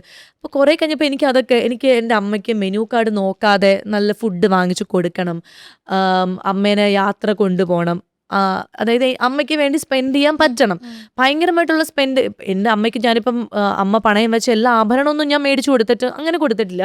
പക്ഷെ അത്യാവശ്യം അമ്മയ്ക്ക് എൻ്റെ കൂടെ ട്രാവൽ ചെയ്യുമ്പോൾ ആ ഒരു ഇത് കിട്ടി, ആ സ്ഥലങ്ങൾ കാണാൻ പറ്റി, അതൊക്കെ ഉണ്ടായിട്ടുണ്ട്. അപ്പം അങ്ങനെ അമ്മ സ്ട്രഗിൾ ചെയ്ത കുറേ കാര്യങ്ങൾ നമ്മൾ പിന്നീട് ആലോചിക്കുമ്പോഴാണ് ഇതിൻ്റെ പിന്നിൽ ഇങ്ങനെ കുറച്ച് സാധനങ്ങൾ ഉണ്ട്. അപ്പം നമ്മൾ നോക്കുമ്പോൾ പൈസ ഉണ്ടോ ചോദിച്ചാൽ ഉണ്ട്. പക്ഷെ ഈ ഒരു കലാലയത്തേക്ക് ഇറങ്ങുമ്പോൾ കുറേ സ്ട്രഗിൾ ഉണ്ട്. അതിന് പിന്നോക്കം വരാനും പാടില്ല എന്ന് വെച്ചാൽ അങ്ങനെ അമ്മ എടുക്കുന്ന കുറേ സ്ട്രഗിൾ ഉണ്ട്. അമ്മയുടെ ഉറക്കം, അല്ലെങ്കിൽ ഞങ്ങൾക്ക് അസുഖം വരുമ്പം ആശുപത്രി കൊണ്ടുപോകും. അപ്പോൾ ആ ബഡ്ജറ്റ് അമ്മയ്ക്ക് അസുഖം വരുമ്പോഴേക്കും പൈസ തീരും. പിന്നെ അടുത്ത മാസം, എല്ലാ മാസവും 10-ാം തീയതിയാണ് അച്ഛൻ്റെ പൈസ വരിക. 10-ാം തീയതിയുടെ ഒരു 20-ാം തീയതിക്ക് ആകുമ്പോഴേക്കും ആ മാസത്തെ ഓൾമോസ്റ്റ് ചിലവ് കഴിഞ്ഞ് തീരും. അടുത്ത മാസത്തിന് മുമ്പ് എക്സ്ട്രാ ഒരു ആശുപത്രി ചിലവ് വന്നു കഴിഞ്ഞാൽ പോകാൻ പറ്റില്ല. അപ്പം അമ്മ പലപ്പോഴും എന്താ പറയുക, ഹോസ്പിറ്റലിൽ പോകാണ്ട് എല്ലാം ഇങ്ങനെ സഹിച്ചിരുന്നിട്ടുണ്ട്. ഭക്ഷണത്തിൻ്റെ കാര്യത്തിലാണെങ്കിലും ഡ്രസ്സ്. ഇപ്പോഴും എൻ്റെ അമ്മ പക്ഷെ അത് അങ്ങനെ ഭയങ്കരമായിട്ട് ഒരു ആർഭാടം ജീവിക്കണമെന്ന് ആവശ്യപ്പെട്ടിട്ടില്ല കേട്ടോ. അങ്ങനെ ഒരു 1000 രൂപയുടെ ചുരിദാറൊക്കെ കൊടുത്താലും ആള് ഹാപ്പിയാണ്. 10,000 രൂപയുടെ ചുരിദാർ കൊടുത്താലും ഇടും, ഹാപ്പിയാണ്. പക്ഷെ എപ്പോഴും കടയിൽ പോയിട്ട് പർച്ചേസ് ചെയ്തോളൂ എന്നൊക്കെ പറഞ്ഞാലും ആ ഒരു ലിമിറ്റ് ഇങ്ങനെ വെച്ചിട്ട് ചെയ്യും നമ്മൾ. അപ്പം അത് മേ ബി ഇപ്പോഴും നമ്മളെ മനസ്സിലാക്കുന്നുണ്ടായിരിക്കും. ഇപ്പോഴും എൻ്റെ മോള് കഷ്ടപ്പെടുന്നുണ്ടല്ലോ, അവളുടെ പൈസ ഫുൾ ചിലവാക്കണ്ടല്ലോ എന്ന് വിചാരിച്ചിട്ടായിരിക്കാം. പക്ഷെ നമ്മൾ ചില സമയത്ത് എവിടെയെങ്കിലുമൊക്കെ പോകുമ്പോൾ എന്തെങ്കിലുമൊക്കെ ഇച്ചിരി വില കൂടിയ സാരിയൊക്കെ മേടിച്ചു കൊടുക്കും. അപ്പം എൻ്റെ കല്യാണത്തിൻ്റെ സമയത്താണെങ്കിലും എൻ്റെ അവാർഡ് കിട്ടിയ സമയത്താണെങ്കിലും ഒക്കെ ആ ഫംഗ്ഷൻ അമ്മ വരുമ്പോൾ നല്ല ഉടുത്തൊരുങ്ങി വരണം എന്നൊക്കെ ഉള്ളതൊക്കെ എനിക്കൊരു നിർബന്ധമുള്ള കാര്യമായിരുന്നു. അപ്പോൾ അങ്ങനെയൊക്കെ ചെയ്തു. അപ്പോൾ അതൊക്കെ നമ്മളിങ്ങനെ ചില കാര്യങ്ങൾ നമുക്ക് നമ്മുടെ പേരൻസിന് വേണ്ടിയിട്ട് സ്പെൻഡ് ചെയ്യാൻ പറ്റുകയെന്ന് പറയണത് അന്ന് നമ്മൾ മനസ്സിലാക്കാതെ പോയ കാര്യമാണ്. അത് നമ്മൾ മനസ്സിലാക്കാതെ പോയ കാര്യം ഇന്ന് മനസ്സിലാക്കുമ്പോൾ അയ്യോ, അപ്പോൾ അവർക്ക് വേണ്ടി നമ്മൾ എന്തെങ്കിലുമൊക്കെ ചെയ്യാം എന്ന് വിചാരിച്ചിട്ട്. അപ്പം ഇപ്പം എൻ്റെ അമ്മയുടെ ബർത്ത്ഡേ ഒരു കേക്ക് ആണെങ്കിലും ഞാൻ എവിടെയാണെങ്കിലും അത് എത്തിക്കും. ആ കേക്ക് കട്ട് ചെയ്യാനാണെങ്കിലും ഡ്രസ്സ് മേടിച്ചു കൊടുക്കാനാണെങ്കിലും ഒക്കെ. അപ്പം എൻ്റെ അമ്മയുടെ കൂടെ ഇപ്പം എൻ്റെ അമ്മയുടെ അനീത്തിയും, ഞങ്ങളിപ്പോൾ ഒരു ജോയിൻറ്റ് ഫാമിലിയായിട്ട് താമസിക്കണേ. അപ്പം ഞാനിപ്പോൾ ആ സ്ത്രീ വേറൊരു സ്ത്രീ ആയിട്ട് ഞാൻ കാണുകയെന്ന് വിചാരിക്കും. അവർക്കും കുറേ സ്ട്രഗിൾ ഉണ്ടായിരുന്നു. അവരും കുറേ മക്കളെ പഠിപ്പിക്കാനായിട്ട് സെയിം മിഡിൽ ക്ലാസ് ഫാമിലി ആയതുകൊണ്ട് കുറേ കാര്യങ്ങൾ, ഇഷ്ടങ്ങളൊക്കെ മാറ്റി വെച്ചിട്ട് മക്കളെ പഠിപ്പിച്ചു, എല്ലാം ചെയ്തു. അപ്പം ഇന്ന് ആ അമ്മയ്ക്കും, എൻ്റെ ചിറ്റയാണെങ്കിലും അതും ഒരു അമ്മയാണ്. അപ്പം ആ അമ്മയ്ക്കും കുറേ കാര്യങ്ങളുണ്ടായിരുന്നു. അപ്പം ഞാൻ എൻ്റെ എന്തെങ്കിലും ഷോസ് ഒക്കെ വരുമ്പോൾ അമ്മയെ ഇപ്പോൾ ദുബായി കൊണ്ടുപോയി, ബഹ്റൈനിൽ കൊണ്ടുപോയി, മസ്കറ്റ്, ഇതൊക്കെ അമ്മയെ കൊണ്ടുപോകാൻ എനിക്ക് പറ്റി. അതെനിക്കൊരു സന്തോഷം, അതെൻ്റെ ഒരു അച്ചീവ്മെൻ്റ് ആയിട്ട് ഞാൻ ഈ കലയിൽ നിൽക്കുന്നതുകൊണ്ടാണ് എനിക്കത് സാധിച്ചത്. അപ്പോൾ അത് എനിക്കൊരു സന്തോഷമായിരുന്നു. അപ്പോൾ ഞാൻ എൻ്റെ അമ്മയെ കൊണ്ടുപോയി. അപ്പോൾ കുറച്ച് കഴിയുമ്പോഴാണ് എനിക്ക് പ്രീ ചിറ്റമ്മയുടെ മുഖം ഓർമ്മ വന്നത്. പ്രീ ചിറ്റമ്മ പെരുമ്പാവൂർ, മൂവാറ്റുപുഴ, എറണാകുളം അല്ലാണ്ട് വേറെ എന്നും പോയിട്ടില്ല. എന്നാൽ എൻ്റെ അമ്മയെക്കാളും കൂടുതൽ യാത്ര ചെയ്യാൻ ഇഷ്ടമുള്ള ഒരാളാണ്, പക്ഷെ എവിടെയും പോയിട്ടില്ല. അപ്പം ഞാനൊരു പ്രാവശ്യം പ്രീ ചിറ്റമ്മേനെ ദുബായി കൊണ്ടുപോയി. ഞാൻ അമ്മയോട് പറഞ്ഞു, അമ്മ വരണ്ട, ഈ പ്രാവശ്യം ചിറ്റയെ കൊണ്ടുപോകാമെന്ന് പറഞ്ഞു. അപ്പം അമ്മ ഓക്കെ അവളെ കൊണ്ടുപോകാൻ ചിറ്റയെ കൊണ്ടുപോയി. ബഹ്റൈനിൽ ഒരു പ്രാവശ്യം കൊണ്ടുപോയി. അപ്പം അങ്ങനെ ഇതൊക്കെ നമ്മൾ ചെയ്യുമ്പോഴൊക്കെ നമ്മൾ ഹാപ്പി ആയിട്ട് ഇങ്ങനെ പോയിക്കൊണ്ടിരിക്കുകയാണ്. ഇപ്പോഴും എൻ്റെ അമ്മേനെ ഓരോ സ്ഥലത്ത് എനിക്ക് കൊണ്ടുപോകാൻ പറ്റുന്നുണ്ട്. ഇപ്പം എൻ്റെ അമ്മയ്ക്ക് ഭയങ്കര ആഗ്രഹമായിരുന്നു ലാലേട്ടനെ മീറ്റ് ചെയ്യണമെന്ന്. അത് മീറ്റ് ചെയ്യിപ്പിച്ചു. എൻ്റെ അമ്മൂമ്മയ്ക്ക് ഭയങ്കര ഇഷ്ടമായിരുന്നു ഫ്ലൈറ്റിൽ കയറണമെന്ന്. അപ്പം ഞാൻ അപ്പം എൻ്റെ യൂട്യൂബ് എന്നെ സഹായിച്ചു. അതിലൊരു കണ്ടന്റ്, എൻ്റെ അമ്മൂമ്മയുടെ ആദ്യത്തെ ഫ്ലൈറ്റ് യാത്ര എന്ന് പറഞ്ഞ് ഞാനൊരു കോണ്ടന്റ് ഉണ്ടാക്കാൻ പോയപ്പം എനിക്ക് കുറച്ച് ഹോട്ടൽസ് സ്പോൺസറൊക്കെ വന്നു. അപ്പം ഒരു ദിവസം കൊച്ചി ടു ട്രിവാൻഡ്രം അത്രേ ഒരു ഫ്ലൈറ്റ് യാത്രയേ ഉള്ളൂ. പക്ഷെ അമ്മൂമ്മ ഫ്ലൈറ്റിൽ കയറിയിരുന്നു, ഭക്ഷണം ഫ്ലൈറ്റിൽ അതൊക്കെ അപ്പം അത് എനിക്ക് സാധിച്ചു കൊടുക്കാൻ പറ്റി. അപ്പോൾ ഇതൊക്കെ ഞാൻ അവർക്ക് വേണ്ടി ചെയ്തു കൊടുത്തു എന്ന് പറയുന്നത് എൻ്റെ കഴിവിനനുസരിച്ച് ചെയ്തു കൊടുത്തു. എനിക്ക് ഭയങ്കര ജീവിതത്തിൽ സന്തോഷിക്കാൻ പറ്റുന്ന ഒരു കാര്യം തന്നെയാണ്. പക്ഷേ ഇപ്പം ഞാൻ നേരത്തെ നമ്മൾ ഇൻ്റർവ്യൂ തുടങ്ങുന്നതിന് മുമ്പ് ഷിബിലോട് ഞാൻ പറഞ്ഞു, അച്ഛൻ തിരിച്ച് നാട്ടിൽ വന്നു, ഈ 69ാമത്തെ വയസ്സിൽ വന്നു എന്ന് പറയുമ്പം ഞാൻ മനസ്സിലാക്കിയത് ഒരു ഗൾഫുകാരൻ എന്താ അവിടെ രാവിലെ ജോലി ചെയ്യുന്നു, നല്ല റെസ്റ്റ് കിട്ടുന്നുണ്ട്. എൻ്റെ അമ്മയെ പോലെ അത്രയും ഓടി നടക്കുന്നില്ലല്ലോ, റെസ്റ്റാണല്ലോ. 7 മണിക്ക് ജോലി തീരുന്നു, റെസ്റ്റാണ്. പക്ഷേ ഒരു സാധാരണ ജോലി ഗൾഫിൽ ചെയ്യുന്ന ആൾക്കാർക്ക് അതിൻ്റെ ബുദ്ധിമുട്ടുണ്ട്. അപ്പോഴാണ് അച്ഛൻ പറയുന്നത്, നിങ്ങളിവിടെ കഴിക്കുന്നില്ല, അല്ലെങ്കിൽ എന്തെങ്കിലും. ഞാനും അവിടെ കുബൂസാണ് കഴിച്ചുകൊണ്ടിരുന്നത്, അല്ലെങ്കിൽ ഞാൻ ഇഡ്ഡലി, എൻ്റെ ഇഷ്ടപ്പെട്ട ഭക്ഷണം ഇഡ്ഡലിയാണെന്ന് പറഞ്ഞിട്ട് ഞാൻ 3 നേരം ഇഡ്ഡലി കഴിക്കും, ചപ്പാത്തിയും എന്തെങ്കിലും ഒരു കറി കഴിക്കും, അല്ലെങ്കിൽ ഒരു കുബൂസ് വാങ്ങിച്ചിട്ട് അങ്ങനെ ചെയ്യും. അപ്പോൾ അച്ഛൻ പറഞ്ഞു, ഞാനും അങ്ങനെ തന്നെയാണ്. എനിക്കൊരു ഷർട്ട് ഞാൻ ഭയങ്കരമായിട്ട് വാങ്ങിച്ചു കൂട്ടില്ല, കാരണം നാട്ടിലേക്ക് 2 വർഷം കഴിഞ്ഞ് വരുമ്പോൾ പെട്ടി നിറയ്ക്കണമല്ലോ. അപ്പം അതൊക്കെ അച്ഛൻ ഇപ്പോൾ ഇത്ര നാളും ലീവിന് വരുമ്പോൾ അതിനെക്കുറിച്ച് സംസാരിച്ചിട്ടില്ല. ഇപ്പോൾ സംസാരിക്കുമ്പോഴാണ് പറയണത്, എനിക്ക് അങ്ങനെ ഒന്നും പറ്റിയില്ല. അപ്പം ഞാൻ ചോദിച്ചു, അച്ഛന് വേറെ ജോലി കുറച്ച് പറയില്ല, പറ്റിയില്ല. കാരണം അച്ഛൻ പോയത് ആ സമയത്ത് എന്തൊക്കെയോ ഇഷ്യൂസ് ഉണ്ടായിരുന്നു, വിസയിൽ കുറേ പ്രോബ്ലംസ് ഉണ്ടായിരുന്നു. അപ്പോൾ ആ വിസയിൽ ഇപ്പോഴും ആ ഇഷ്യൂ ഉണ്ട്. അതുകൊണ്ട് അച്ഛന് വേറൊരു ജോലിയിലേക്ക് കയറാൻ പറ്റില്ല. ഈ അറബാബിന്റെ ഒരു സഹായത്തിൽ ആ ഒരു ടെക്സ്റ്റൈൽസിലാണ് നിൽക്കുന്നത്. നമുക്ക് വേറെ അപ്ഗ്രേഡ് ചെയ്ത് പോകാനായിട്ട് പറ്റിയില്ല. അപ്പം അത് പറയുന്നു അച്ഛൻ. എന്നിട്ട് പറഞ്ഞു, അപ്പോഴാണ് ഞാൻ ആലോചിക്കുന്നത്, അറ്റ്ലീസ്റ്റ് എനിക്ക് എൻ്റെ അമ്മേനെ ഇവിടെ കൊണ്ടുപോകാൻ പറ്റി, ദുബായി കൊണ്ടുപോകാൻ പറ്റി, അവിടെ കൊണ്ടുപോകാൻ പറ്റി. അച്ഛനെ കുറച്ചും കൂടെ മനസ്സിലാവുന്നതേ അച്ഛനെ നമ്മൾ എവിടെയും കൊണ്ടുപോയില്ല. അച്ഛൻ ബഹ്റൈനിലാണ്, ഗൾഫിലാണ്.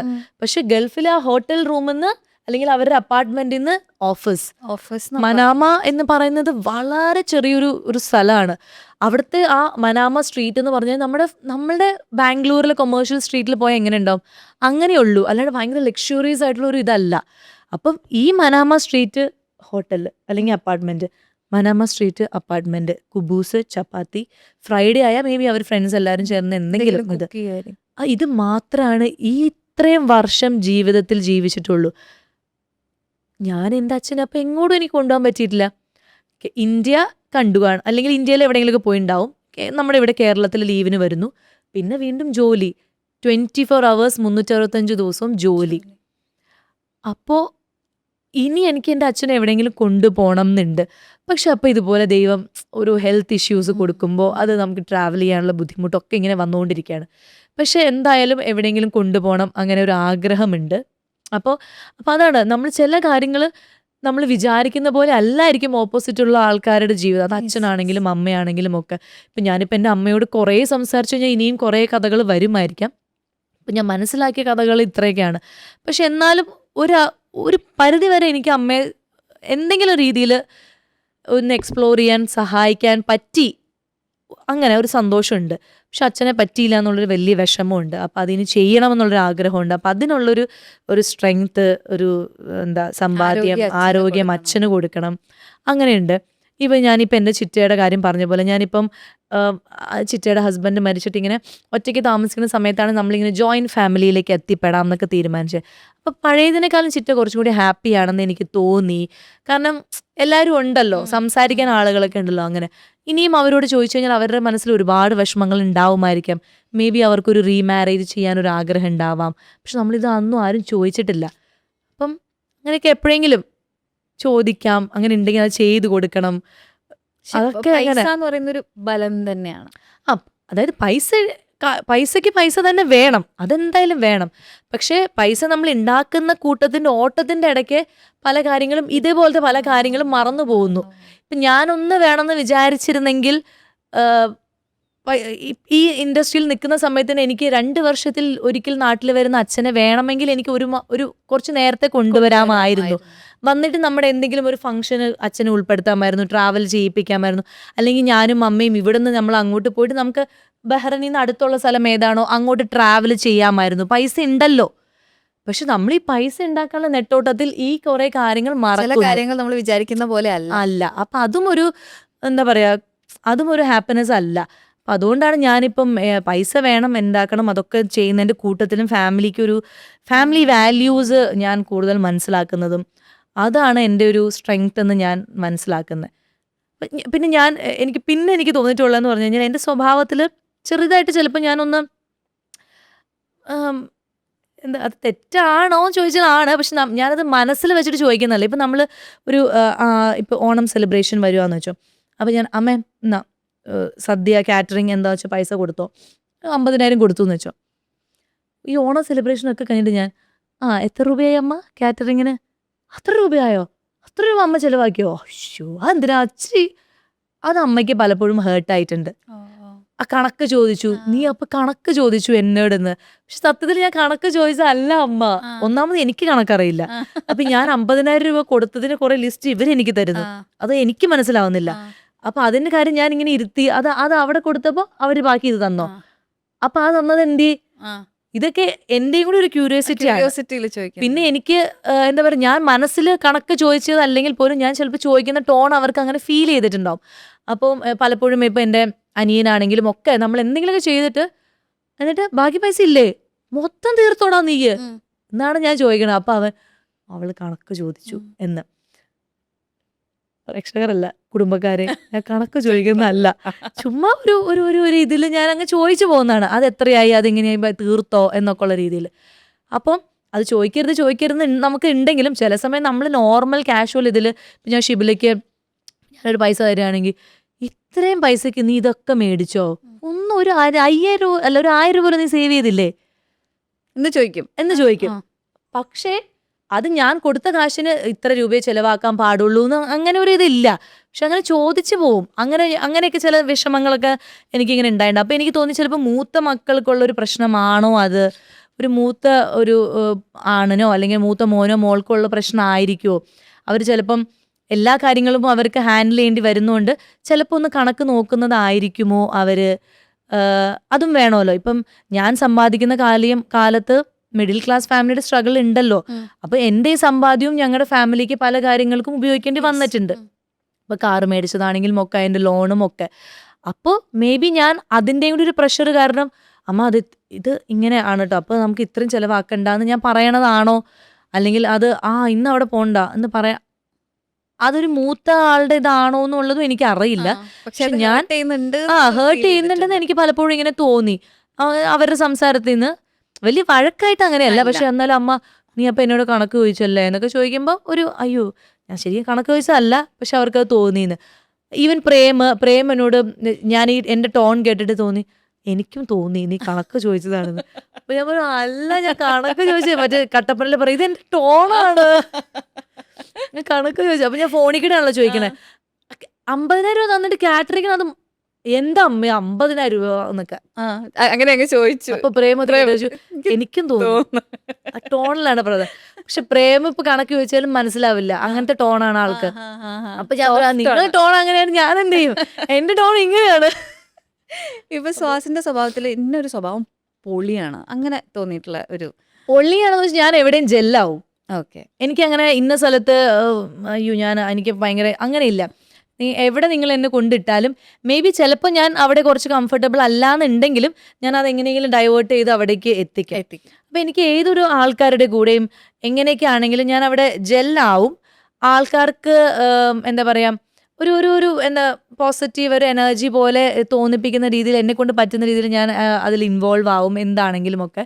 പിന്നെ അങ്ങനെ പെട്ടെന്ന് ചില കാര്യങ്ങൾക്ക് അങ്ങനെ ഹേർട്ട് ആവുക, ഞാൻ ഹേർട്ട് ആവില്ല. ഇല്ല. ഇപ്പം ചെറിയ ചെറിയ കാര്യങ്ങൾക്ക് ഇപ്പൊ നിങ്ങൾ അങ്ങനെ പറഞ്ഞു, ഷിബില അങ്ങനെ ഇതെന്തു, ഷിബില ഇപ്പൊ എന്തെങ്കിലും പറഞ്ഞെങ്കിലും എനിക്ക് അത് ഭയങ്കര ഇതാവൂല. ഷിബിലയാണല്ലോ, പറഞ്ഞു വിട്ടു. അപ്പൊ അങ്ങനെ പെട്ടെന്ന് അങ്ങനത്തെ കാര്യങ്ങളിലൊന്നും ഞാൻ ശ്രദ്ധ കൊടുക്കാതെ ഞാൻ ഇങ്ങനെ ആ ഫ്ലോയില് അതെനിക്ക് തോന്നി. എനിക്ക് എല്ലാം അങ്ങനത്തെ ഒരു സ്വഭാവം ഉണ്ട്. എവിടെ ചെന്നാലും എനിക്കത് ആൾക്കാരുമായിട്ട് അത്യാവശ്യം നന്നായിട്ട് ഡീൽ ചെയ്യാൻ പറ്റും എന്നുള്ളത്. പിന്നെ ഈ ഒരു സ്വഭാവം ഇത് ഇൻഡസ്ട്രിക്ക് പറ്റിയ സ്വഭാവേ അല്ല, പക്ഷെ എനിക്കിതുണ്ട്. അങ്ങനെ വല്ല ഇൻഡസ്ട്രിക്ക് പറ്റിയ സ്വഭാവമല്ല, ഇൻഡസ്ട്രിക്ക് പറ്റിയ സ്വഭാവമല്ല എന്ന് പറയുന്നത് എങ്ങനെ, മേ ബി എല്ലാം തുറന്ന് പറയാ. ഇപ്പൊ ഞാൻ ഈ ഇതിലൊക്കെ വിശ്വസിക്കുന്ന കണ്ണ് കിട്ടുക അതിലൊക്കെ ഞാൻ വിശ്വസിക്കും. അപ്പോൾ ഞാൻ എനിക്ക് എന്തെങ്കിലും കിട്ടിക്കഴിഞ്ഞാൽ അപ്പൊ തന്നെ എല്ലാവരോടും പറയും. ആരോടാണെന്ന് അങ്ങനെ ഇല്ല. ചിലപ്പോ എനിക്ക് ഒട്ടും ഭയങ്കര ഫ്രണ്ട്ലി അല്ലാത്ത ആൾക്കാരോടും ഞാൻ പറയും എനിക്കത് കിട്ടി, അത് അപ്പൊ തന്നെ പോകും ആ ചാൻസ്. അത് അവരുടെ കണ്ണാണെന്ന് എനിക്ക് വിശ്വസിക്കണം അങ്ങനെ ഇല്ല, പക്ഷെ എന്തോ ഒരു വിശ്വാസം ഉണ്ട്. അപ്പം ഇതൊക്കെ എനിക്ക് അറിയാമെങ്കിൽ ഞാനെല്ലാം പറയും. ഒരു നല്ലത് ഇത് വന്നാലൊക്കെ ഞാൻ എല്ലാവരോടും പറയും. പക്ഷെ പലരും പറയും ഇൻഡസ്ട്രിയിൽ നമ്മൾ ചില കാര്യങ്ങൾ നമുക്ക് ഒരു സിനിമ വന്നാലും അതൊക്കെ ഇറങ്ങിയതിന് ശേഷം, കാരണം സിനിമയാണ്, എപ്പോൾ വേണമെങ്കിലും ക്യാരക്ടറിനെ മാറ്റാം, നിങ്ങൾ അഭിനയിച്ചാലും അത് എഡിറ്റ് ചെയ്ത് കളയാം, ഇതൊക്കെ നടക്കും. അപ്പോൾ നിങ്ങളൊന്നും അങ്ങനെ കൊട്ടിഘോഷിക്കരുത് എന്ന് എല്ലാവരും എന്നോട് ഉപദേശിക്കും. പക്ഷെ ഞാൻ ഇൻഡസ്ട്രിയിലാണെന്നുള്ളത് എല്ലാവരോടും എല്ലാം പറയും അങ്ങോട്ട്. ഇപ്പം മുന്നേ തൊട്ടന്നെ എനിക്ക് തോന്നുന്നു വലിയ ജഡ്ജ് ചെയ്യാത്ത ഒരാളാണ് സ്വാസിക. ഇപ്പം നമ്മൾ ഈ 8-9 പേരന്ന് ഉണ്ടായാൽ തന്നെ പല പല കാര്യങ്ങളും, അതായത് ഇപ്പം എനിക്കൊക്കെ അക്സെപ്റ്റ് ചെയ്യാൻ പറ്റാത്ത കാര്യങ്ങൾ പലതും സംഭവിക്കുകയും ഞാൻ കുറച്ച് ആൾക്കാരെ ദൂരെ നിർത്തും അങ്ങനെയൊക്കെ ചെയ്തിട്ടുണ്ട്. പക്ഷേ സ്വാസിക ഒരുവിധം എല്ലാവരുമായിട്ടും അന്നും ഇന്നും ഏറ്റവും സംസാരിക്കുന്ന. ഇപ്പൊ ഞാനും നമ്മൾ രണ്ടുപേരും എല്ലാ ദിവസവും സംസാരിക്കുന്ന ഒരാളല്ല, പക്ഷെ ഞാൻ ഒരു കാര്യം ചോദിച്ചാൽ ശ്വാസ എന്തായാലും അതിന് റിപ്ലൈ തരും. തിരിച്ച് ശ്വാസം എന്തെങ്കിലും ചോദിച്ചാൽ ഞാൻ എന്തായാലും റിപ്ലൈ തരും. അത് റിപ്ലൈ എന്താ ഏതാ ഇപ്പൊ ഇന്ന് ഞാൻ ഇന്ന് അതിന് ഉത്തരം തരാതെ നമ്മള് ഇല്ല. അപ്പം എങ്ങനെയാണ് അങ്ങനെ ഭയങ്കര നോൺ ജഡ്ജ്മെന്റൽ ആവാൻ പറ്റുന്നത്? അങ്ങനെ തന്നെയാണോ നാച്ചുറൽ? അല്ല, അതാ പറഞ്ഞ അത് പൊതുവെ എനിക്ക് അങ്ങനെ അത് നേരത്തെ മുതൽ അങ്ങനെ ആയതുകൊണ്ടായിരിക്കാം. അതെ, അവരങ്ങനെയാണ്, അവരങ്ങനെ ഇരുന്നോട്ടെ. അവര് കാരണം എനിക്കൊരു ദോഷം വരുന്നു എന്ന് എനിക്ക് മനസ്സിലായെങ്കിൽ പോലും നമ്മള് ഓക്കെ അതങ്ങനെ ആവില്ലായിരിക്കാം എന്നുള്ളൊരു ശുഭാപ്തി പ്രതീക്ഷയിൽ. ഞാൻ നേരത്തെ പറഞ്ഞോളൂ, ഞാനിത് പറഞ്ഞു കഴിഞ്ഞാൽ വർക്ക് പോകുന്നുണ്ടെന്ന് എനിക്ക് അറിയാമെങ്കിലും അത് അവരുടെ ആയിരിക്കില്ല, അത് വേറെ എന്റെ തലവിൽ വേറെ ആയിരിക്കും എന്ന് വിചാരിക്കാൻ, അങ്ങനെ ആൾക്കാരെ ഇത് ചെയ്യാൻ. അപ്പം അങ്ങനെ ഭയങ്കരമായിട്ട് ജഡ്ജ്മെന്റൽ ആവാതെ ഇരിക്കാൻ ഞാൻ മനഃപൂർവ്വം ശ്രമിക്കുന്ന, അല്ലെങ്കിലും അങ്ങനെ ആയി പോകുന്നു എൻ്റെ നേച്ചർ. പല ആൾക്കാരോടും എനിക്ക് ചില ആൾക്കാരോട് എനിക്ക് ദേഷ്യം വന്നിട്ടുണ്ടാവാം അവർ പറയുന്ന കാര്യങ്ങളും അങ്ങനെ, പക്ഷെ അതൊക്കെ അങ്ങനെ പോവും.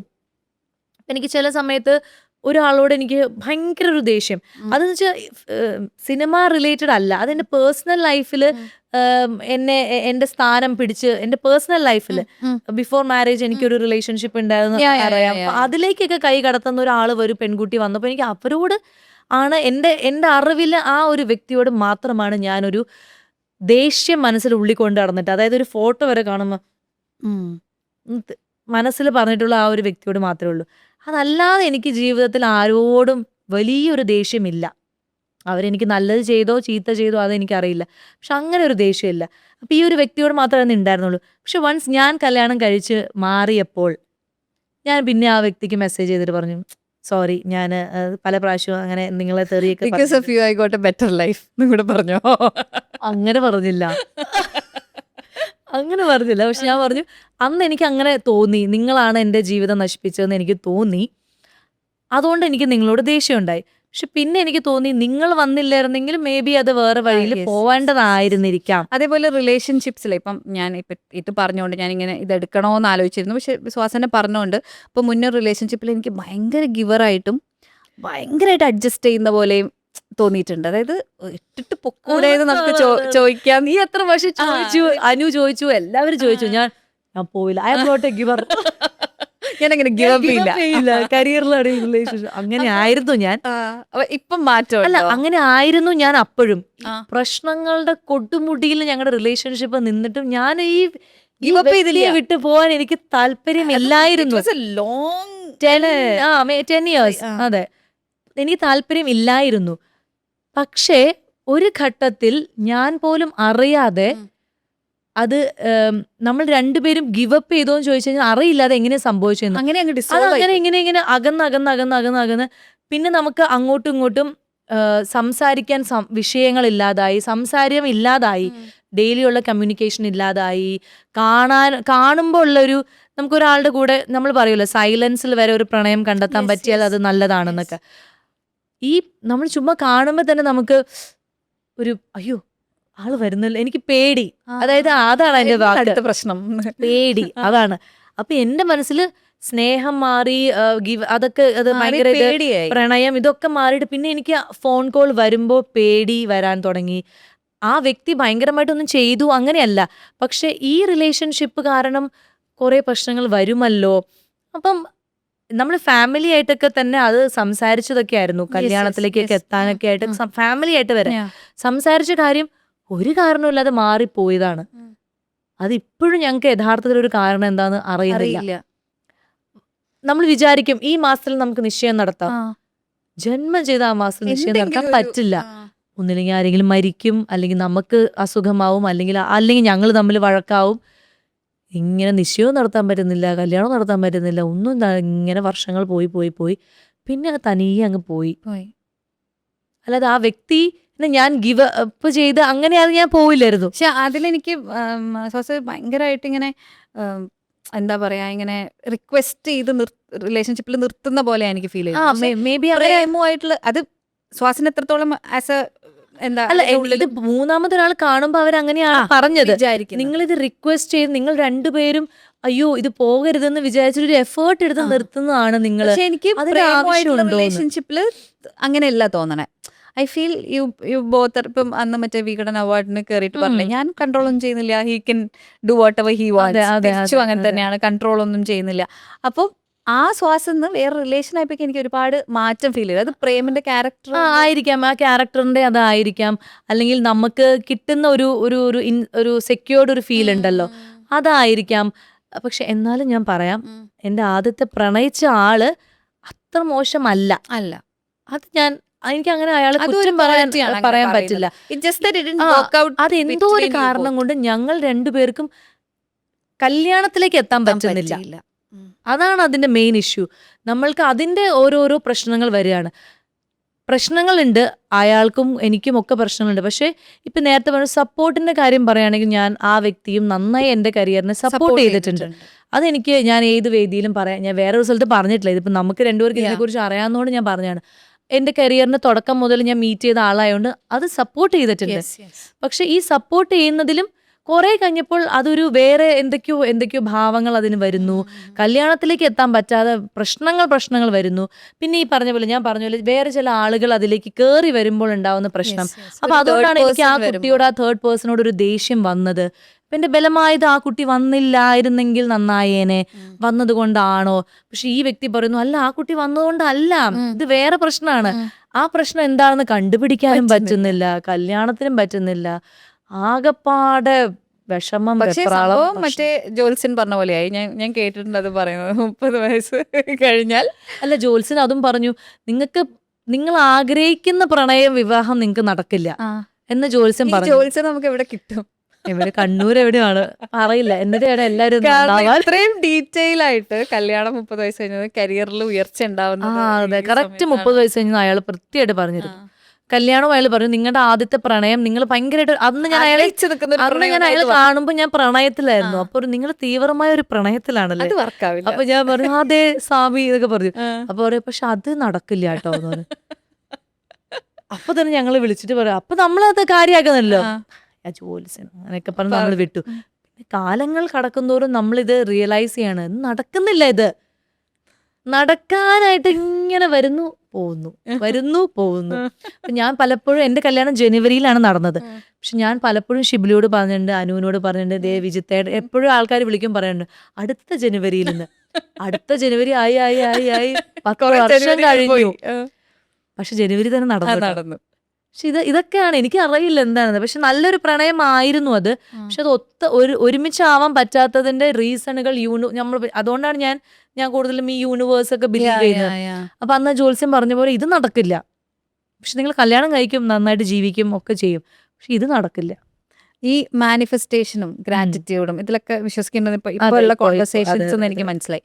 അപ്പോൾ അത് എങ്ങനെയാണ് ഇടയ്ക്ക് എപ്പോഴെങ്കിലും ഇങ്ങനെ മുറിഞ്ഞു പോകുന്ന ഒരു സ്പിരിച്വൽ ഇതാണോ, അതോ ഈ ദൈവവിശ്വാസത്തിന്റെ കൂടെ തന്നെ? ദൈവവിശ്വാസത്തിന് കൂടെ തന്നെ വന്നതായിരിക്കും. പണ്ടേ മുതലേ നമ്മൾ അമ്പലം, വഴിപാട്, വ്രതം, ചൊവ്വാഴ്ച ഇതൊക്കെ എടുക്കുന്നുണ്ട്. എല്ലാം അമ്മ കർക്കിടകം ആയ, നവരാത്രി ആയാൽ, ദീപാവലി ആയാൽ എൻ്റെ അനിയൻ ചോദിക്കും, ഈ വീട്ടിൽ നോൺ വെജ് ചെയ്യുന്ന ഒരു ദിവസമുണ്ട്, എന്നും നിങ്ങൾക്ക് ചൊവ്വാവ്രതം, തിങ്കളവ്രതം, ശനിവ്രതം, പിന്നെ നവരാത്രി, കർക്കിടക മാസം വന്ന പിന്നെ ഫുൾ രാമായണ വായനയായി.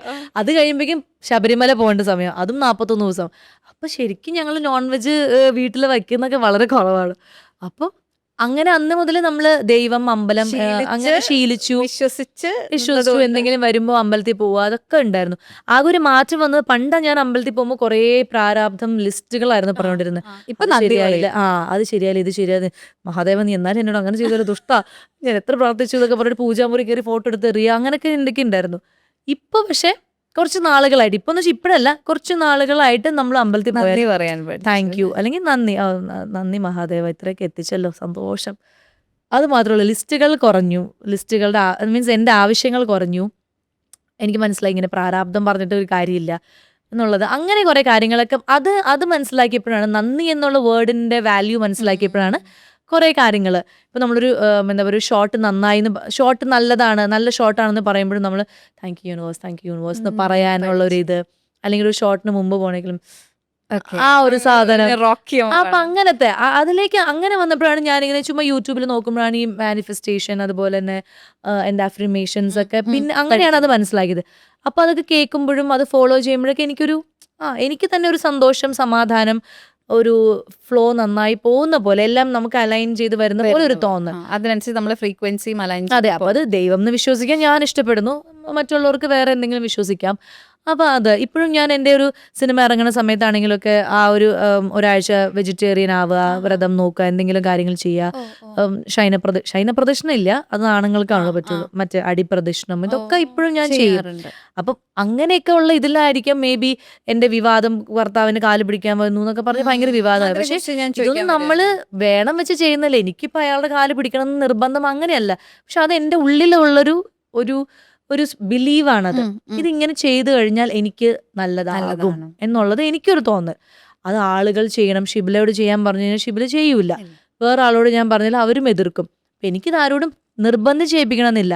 പക്ഷെ എൻ്റെ ഉള്ളിൽ നമ്മൾ ബിഗ് ബ്രേക്ക് സമയത്തെ മുതൽ ഞാൻ പറയുന്ന കാര്യമാണ്, എനിക്ക് കല്യാണം കഴിച്ചിട്ട് അങ്ങനെ വേണം, ഇങ്ങനെ വേണം, താലി ഇങ്ങനെ, സിന്ദൂരം ഇങ്ങനെ ഇടണം. ഇപ്പൊ സിന്ദൂരൊന്നും ഇടാൻ പറ്റുന്നില്ല ക്രിസ്ത്യൻ ആയതുകൊണ്ട്, എന്നാലും ഞാൻ ഇടയ്ക്ക് ഇടും.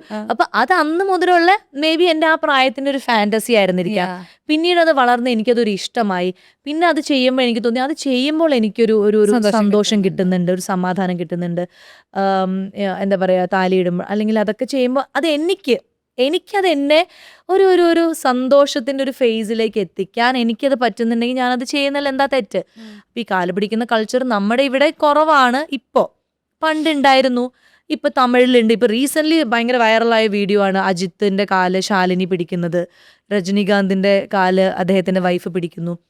അപ്പൊ ഇതൊക്കെ നമ്മൾ ഇവിടെ അത് പറയുമ്പോൾ, പ്രത്യേകിച്ച് എനിക്ക് മലയാളികൾസ്, എനിക്ക് ഭയങ്കരമായിട്ട് കൾച്ചർ എന്ന് അവർ ഭയങ്കര വേറിട്ട് ചിന്തിക്കാൻ തുടങ്ങിയതുകൊണ്ടാണ് അവർക്ക് ഇങ്ങനത്തെ കൾച്ചറിൽ റിലേറ്റഡ് ആയിട്ടുള്ള എന്ത് കാര്യം കാണുമ്പോഴും കുലസ്ത്രീ എന്നുള്ളൊരു ടാഗ് എന്നൊക്കെ പറയുന്നത്. പക്ഷെ ഇതൊക്കെ നമ്മുടെ ഇന്ത്യൻ കൾച്ചർ അല്ലെങ്കിൽ നമ്മുടെ സൗത്ത് ഇന്ത്യൻ കൾച്ചറിലുള്ള കുറച്ച് കാര്യങ്ങളാണ്. ആണുങ്ങൾ ചെയ്തു, കാല് തിരിച്ച് പിടിച്ചില്ല എന്ന് വെച്ചാൽ അതൊരു തെറ്റല്ല. പിടിച്ചാലും സന്തോഷം, പിടിച്ചില്ലെങ്കിലും നമ്മൾ പിടിക്കുന്നത് അവരെ അടിമയായതുകൊണ്ടും അല്ല. അതൊക്കെ ഒരു ഗിവ് ആൻഡ് ടേക്ക്, നമ്മൾ ഓരോരോ ഇഷ്ടങ്ങളായിട്ട് മാത്രം അതിനെ കാണാൻ പാടുള്ളൂ. അത് ഒരാളുടെ ഉയർച്ച, അയാൾ നമ്മളെക്കാളും വലുത്, അങ്ങനെ ജഡ്ജ് ചെയ്യുമ്പോഴാണ് ഇതൊക്കെ നമുക്ക് ഭയങ്കര പ്രഷർ ആവുന്നത്. ഞാനിതൊന്നും ആലോചിച്ചിട്ടല്ല, എനിക്കിതൊരു ഇഷ്ടം വന്നു, അത് ഞാൻ ചെയ്തു, അത് ചെയ്തുകൊണ്ടിരിക്കുന്നു, ചെയ്യണം എന്ന് ആഗ്രഹമുണ്ട്, അത്രേ ഉള്ളൂ. ഇപ്പൊ ഒരു 10 years കഴിഞ്ഞിട്ട് ശ്വാസശ്വാസം എവിടെയാ കാണുന്നത്? 10 years കഴിഞ്ഞ് ഞാനൊരു പാൻ ഇന്ത്യൻ ആക്ട്രസ് ആവും. ലൈക്ക് അങ്ങനെ ആരെങ്കിലും ഒരാൾ ഇങ്ങനെ ഇയാളെ പോലെ അങ്ങനെ തോന്നാറുണ്ടോ? അങ്ങനെ ഒരാളെ പോലെ ഐ മീൻ ലൈക്ക് ഇങ്ങനെ ഒരു ആക്ട്രസിനെ ഒരു ആക്ടറിനെ കാണുമ്പോൾ നോക്കുകയാണെങ്കിൽ ഫെന്റാസ്റ്റിക് ആണ്. അങ്ങനെയൊക്കെ നോക്കുകയാണെങ്കിൽ കുറെ എന്താ പറയാ, ഇപ്പം ദീപികയും അവരൊക്കെ എനിക്ക് ഒരു ഇൻസ്പിറേഷൻ ആണ്. ഈവൻ എനിക്ക് എപ്പോഴും എന്റെ റോൾ മോഡൽ ശോഭന മാം ആണ്. അതായത് അവര് തമിഴ്, തെലുങ്ക്, കന്നഡ, ഹിന്ദി എല്ലാം ഭരിച്ചു. പിന്നെ അവർ ബാക്ക് ടു അവരുടെ ഡാൻസിലേക്ക് വന്നു. ഇപ്പോഴും ശോഭന എന്ന് പറയുന്ന ഒരു ലെജൻഡ് ആണ്. ഒരു ബ്രാൻഡാണ്. അതാണ് എൻ്റെ മനസ്സിൽ ഇപ്പോഴും ഉള്ള റോൾ മോഡൽ. അവർക്ക് കുറച്ച് നേരത്തെ അവർ സ്റ്റാർട്ട് ചെയ്തു. എൻ്റെ ഒരു 30ാമത്തെ വയസ്സിലായിരിക്കാം. പക്ഷേ ഈ 30 മുതൽ ഇനി ഒരു 60 വരെ സ്വാസിക എന്ന് പറയുന്നത് ഒരു പാൻ ഇന്ത്യൻ ലെവലിൽ അറിയപ്പെടുന്ന ഒരു ആക്ട്രസ് ആവും. അവർ ഒരു ബ്രാൻഡ് ആവും. മേ ബി ഒരു ഹീറോ സപ്പോർട്ട് ഒന്നും ഇല്ലാതെ ഒരു സിനിമ എന്നെ മുന്നോട്ട് പുൾ ഓഫ് ചെയ്യാൻ പറ്റും. അങ്ങനെ ഇങ്ങനെയൊക്കെ ഡാൻസ് ഇതെല്ലാമായിട്ട് മുന്നോട്ട്, അങ്ങനെയാണ് ഒരു 10 വർഷത്തിൽ ഞാൻ എന്നെ കാണുന്നത്. ഇപ്പം നമ്മുടെ ഷോന്റെ പേര് യു ഇൻ യു എന്നാണല്ലോ. അപ്പോൾ ഇപ്പം എല്ലാവർക്കും അറിയുന്ന ഒരു സ്വാസികയുണ്ട്. ഇപ്പം ഈ പറഞ്ഞതുപോലെ അഭിപ്രായങ്ങളൊക്കെ ചോദിക്കുമ്പോൾ വളരെ ജെന്യൂൻ ആയിട്ട് ഹോണസ്റ്റ് ആയിട്ട് ഞാൻ തന്നെ ചോദിച്ചിട്ടുണ്ട്, ഇതിങ്ങനെ പറഞ്ഞാൽ ഇങ്ങനെ വരും എന്ന് നിനക്ക് അറിയില്ലേ, പിന്നെ നീ എന്തിനാ അത് പറഞ്ഞേ? പക്ഷെ വളരെ ജെന്യൂൻ ആയിട്ട് അതാ എനിക്ക് എന്താ വെച്ചാൽ ഇന്റർവ്യൂവിൽ ഞാനിപ്പോ നമ്മൾ സംസാരിക്കുന്നത് നമ്മൾ പ്ലാൻഡ് അല്ലല്ലോ. പക്ഷെ എനിക്ക് ഭയങ്കര നാണക്കേടാണ് എന്നോട് ചോദ്യം ചെയ്തിട്ട് സ്കിപ്പ് പറയാൻ. ഞാൻ ഉത്തരം പറഞ്ഞിരിക്കും. സ്കിപ്പ് പറയാൻ എനിക്ക് പറ്റില്ല. അപ്പൊ എന്റെ അറിവിൽ എന്താണോ തോന്നുന്നത് അത് ഞാൻ പറയും. അല്ലെങ്കിൽ ഞാൻ ഈ ചോദ്യം വേണ്ട കേട്ടോ, അങ്ങനെ ഞാൻ എന്തിനാ അത് പറയണേ, ചുമ്മാ അങ്ങ് പറയാം, എന്തെങ്കിലുമൊക്കെ പറയാം, അത്ര തന്നെ. അപ്പോൾ ഇപ്പം നമുക്ക് അറിയാവുന്ന ഒരു സ്വാസികയുണ്ട്. ആസ് എൻ ഈ പറഞ്ഞ പോലെ ഇപ്പം എനിക്കറിയാവുന്ന കുറച്ചും കൂടി ഒരു പേഴ്സണലായിട്ട് എനിക്ക് അറിയാമെങ്കിലും പൊതുവെ ആളുകൾക്ക് അറിയാവുന്ന ഒരു സ്വാസികയുണ്ട്. പക്ഷെ അതല്ലാത്ത ചിലപ്പോൾ ഒരു യു ഇൻ യു ഉണ്ടാവുമല്ലോ. നിൻ്റെ ഉള്ളിലൊരു നീ ഉണ്ടെങ്കിൽ അത് എന്തായിരിക്കും? മോർ ഓഫ് ഒരു ചൈൽഡ് ആയിരിക്കും, അല്ലെങ്കിൽ മോർ ഓഫ് ഒരു ഭയങ്കര മെച്ചോർഡല്ല എന്തായാലും എനിക്ക് തോന്നുന്നു. അതെ, ആ ഒരു ഒരു ചൈൽഡ് എൻ്റെ ഉള്ളിൽ എപ്പോഴും ഉണ്ട്. എനിക്ക് എപ്പോഴും എല്ലാവരും എന്നെ ഭയങ്കര പാമ്പർ ചെയ്യണം എന്നുള്ളൊരു ആഗ്രഹമുണ്ട്. ഇപ്പം ഞാൻ പലപ്പോഴും പല കാര്യങ്ങളൊക്കെ ചെയ്യുമെങ്കിലും തിരിച്ച് എനിക്ക് അത് ചെയ്ത് തന്നിരുന്നെങ്കിൽ അവര്, അല്ലെങ്കിൽ വലിയ കാര്യം തന്നെ ഞാൻ പറഞ്ഞില്ലേ, ഇപ്പം എന്താ പറയാ, ബർത്ത്ഡേ എനിക്ക് സർപ്രൈസ് തന്നിരുന്നെങ്കിൽ തരുന്ന ഇഷ്ടമാണ്. അപ്പൊ അവര് മറന്നുപോയി കഴിഞ്ഞാൽ എനിക്കൊരു ഗ്രൂപ്പ് ഉണ്ട് കസിൻസിന്റെ. ഈ ഗ്രൂപ്പിൽ 12 മണിയായിട്ട് ഇവരും മെസ്സേജ് ഒന്നും വരുന്നില്ല. അപ്പൊ എനിക്ക് ഭയങ്കര വിഷമം എന്ന് പറഞ്ഞാൽ അവിടെയാണ് ഞാൻ തകർന്നു പോണത്. ബാക്കി ചില കാര്യങ്ങൾ അത്ര തകരില്ല. പക്ഷെ ഇവര് 12 മണിയായിട്ട് ഇത്രയും വലിയൊരു ആശാനും മക്കളൊന്നും ഒരു ഗ്രൂപ്പ് ഉണ്ടാക്കിയിട്ട് ഒരു മെസ്സേജ് ഹാപ്പി ബർത്ത്ഡേ പാറൂന്ന് വരുന്നില്ലല്ലോ എന്നോർക്കുമ്പോ എനിക്ക് വിഷമം. പക്ഷെ അവരെന്ത് ചെയ്യും, അവർ ചില സമയത്ത് ഇതൊക്കെ മനസ്സിലാക്കിയിട്ട് വേറെ എന്തെങ്കിലും സർപ്രൈസ് ഇത് ചെയ്യില്ല. അതെ, അതുകൊണ്ട് അവർക്ക് അറിയാവുന്നതുകൊണ്ട് അവർ എന്റെ ബർത്ത്ഡേ മാത്രമേ പാവങ്ങൾ ആഘോഷിക്കുള്ളൂ. അവരുടെ ബർത്ത്ഡേ പോലും അവർ ആഘോഷിക്കില്ല. എന്റെ എല്ലാ ബർത്ത്ഡേയും അടിപൊളിയായിട്ട് ആഘോഷിക്കും. അപ്പൊ എന്റെ ഉള്ളില് അങ്ങനെ ചില കാര്യങ്ങളുണ്ട്. വളരെ സെൻസിറ്റീവ് ആയിട്ടുള്ള ഒരു ഞാനുണ്ട്, പെട്ടെന്ന് ഇമോഷണൽ ആവുന്ന ഒരു ഞാനുണ്ട്. പലപ്പോഴും അത് ഇന്റർവ്യൂസിൽ കണ്ടു കാണും, അങ്ങനെ ആൾക്കാർക്ക് അറിയാത്തുണ്ടാവില്ല. പക്ഷെ എന്നാലും കണ്ടിട്ടില്ല. എന്നാലും അങ്ങനെ ഉണ്ട്, ഭയങ്കര പെട്ടെന്ന്. അതായത് നമ്മളോട് അടുത്ത് നിൽക്കുന്ന ആളുകൾ നമ്മളെ വിട്ടു പോവുക, നമ്മളെ തെറ്റിദ്ധരിക്കുക. ഇപ്പം ഞാൻ നേരത്തെ പറഞ്ഞല്ലേ, ഇപ്പം ഞാൻ കണക്ക് ചോദിച്ചാൽ അല്ലെങ്കിൽ പോലും അമ്മ അങ്ങനെ വിചാരിച്ചു പറയുന്നത് എനിക്ക് അന്നത്തെ ദിവസം അപ്പോൾ ഉറങ്ങാൻ പറ്റില്ല. അല്ലെങ്കിൽ ഇപ്പം എൻ്റെ അച്ഛൻ ഇങ്ങനെ പറയാണ്. ഏറ്റവും എനിക്ക് വിഷമം, എന്നെ പോലെ തന്നെയാണ് എൻ്റെ അച്ഛൻ എന്ന് ഞാൻ മനസ്സിലാക്കിയത്. കഴിഞ്ഞ എൻ്റെ അച്ഛൻ്റെ ബർത്ത്ഡേ ഞാൻ വിഷ് ചെയ്തില്ല. ഞാനപ്പോൾ മാമൻ്റെ ഷൂട്ടിൻ്റെ തിരക്കിലായിരുന്നു. മാമനല്ല, കറുപ്പ് എന്തോ തിരക്കിൽ. ജനുവരി 9 അച്ഛൻ്റെ. അപ്പം അത് ഞാൻ വിഷ് ചെയ്തില്ല. അപ്പം എൻ്റെ അതേ സ്വഭാവമാണ് അച്ഛന് ഞാൻ അന്നാണ് മനസ്സിലാക്കിയത്. 2 ദിവസം കഴിഞ്ഞിട്ട് അച്ഛൻ വിളിച്ചിട്ട് പറഞ്ഞു, ഇന്നലെ മിനിഞ്ഞാന്ന് എൻ്റെ പിറന്നാളായിരുന്നു, ആരും വിളിച്ചില്ല, നീയെങ്കിലും വിളിക്കുമെന്ന് ഞാൻ വിചാരിച്ചു, നീയും വിളിച്ചില്ല, ആകാശം വിളിച്ചില്ല, അമ്മയെ വിളിച്ചില്ല. അപ്പോഴാണ് ഞാൻ മനസ്സിലാക്കി എൻ്റെ അതേ റിഫ്ലക്ഷൻ ഉള്ള ആളും അത് ആഗ്രഹിക്കുന്നുണ്ട്. പക്ഷെ ഇത്രയും നാളുമായിട്ടും അത് നമ്മൾ ചെയ്തിട്ടുണ്ടാ, ബർത്ത്ഡേക്ക് വിഷ് ചെയ്തിട്ടുണ്ട് ഞങ്ങൾ എല്ലാ പ്രാവശ്യം. പക്ഷെ അപ്പൊ മേ ബി ഇത് ആഗ്രഹിക്കുന്നുണ്ടാവും, അവര് വിളിക്കണം, അല്ലെങ്കിൽ നമ്മൾ ഇവിടെ കേക്ക് കട്ട് ചെയ്യുന്ന പോലെ എനിക്ക് കേക്ക് കട്ട് ചെയ്യാൻ ആരും ഇല്ലല്ലോ. ഇപ്പൊ നമുക്ക് എത്രയോ ഓപ്ഷൻസ് ഉണ്ട്, എന്നിട്ട് പോലും ഞാൻ അങ്ങോട്ടൊരു കേക്ക് സെൻഡ് ചെയ്യുക, ഒന്നും ഞാൻ ചെയ്തില്ല. അപ്പൊ അതൊക്കെ എനിക്ക് ഭയങ്കരമായിട്ട്, എനിക്ക് 2-3 ദിവസം എനിക്ക് ഉറങ്ങാൻ പറ്റില്ല. ഞാനത് എങ്ങനെ ബർത്ത്ഡേ വിഷ് ചെയ്യാൻ മറന്നു.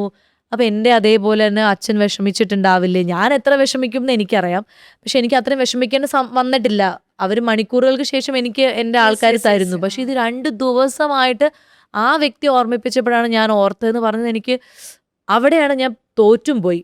പിന്നെ ഇപ്പൊ എന്താ നമ്മള് അപ്പം അച്ഛൻ പറയും എല്ലാ വെള്ളിയാഴ്ചയും, അതൊക്കെ ഇപ്പോഴാണ് പറയണം, എല്ലാ വെള്ളിയാഴ്ചയും എല്ലാ മക്കളും ഇങ്ങനെ വിളിക്കും, കുറേ നേരം സംസാരിക്കും, നിങ്ങൾ വിളിച്ചിട്ട് പെട്ടെന്ന് വയ്ക്കുമല്ലോ എന്ന്. ഇപ്പോഴാണ് അതൊക്കെ അച്ഛൻ ആ ഒരു സ്പേസിൽ ഇപ്പൊ വയസ്സ് കാലത്ത് ഇങ്ങനെ വന്നിരിക്കുമ്പോഴാണ് ഈ പരിഭവങ്ങൾ പറയുന്നത്. അപ്പം ഞാൻ അങ്ങനെ ആളാണ്, പരിഭവം പറയുന്ന ആളാണ്. ഒന്നും മനസ്സിൽ ഭയങ്കര ദേഷ്യമല്ല, പക്ഷെ ഒരു പരിഭവം.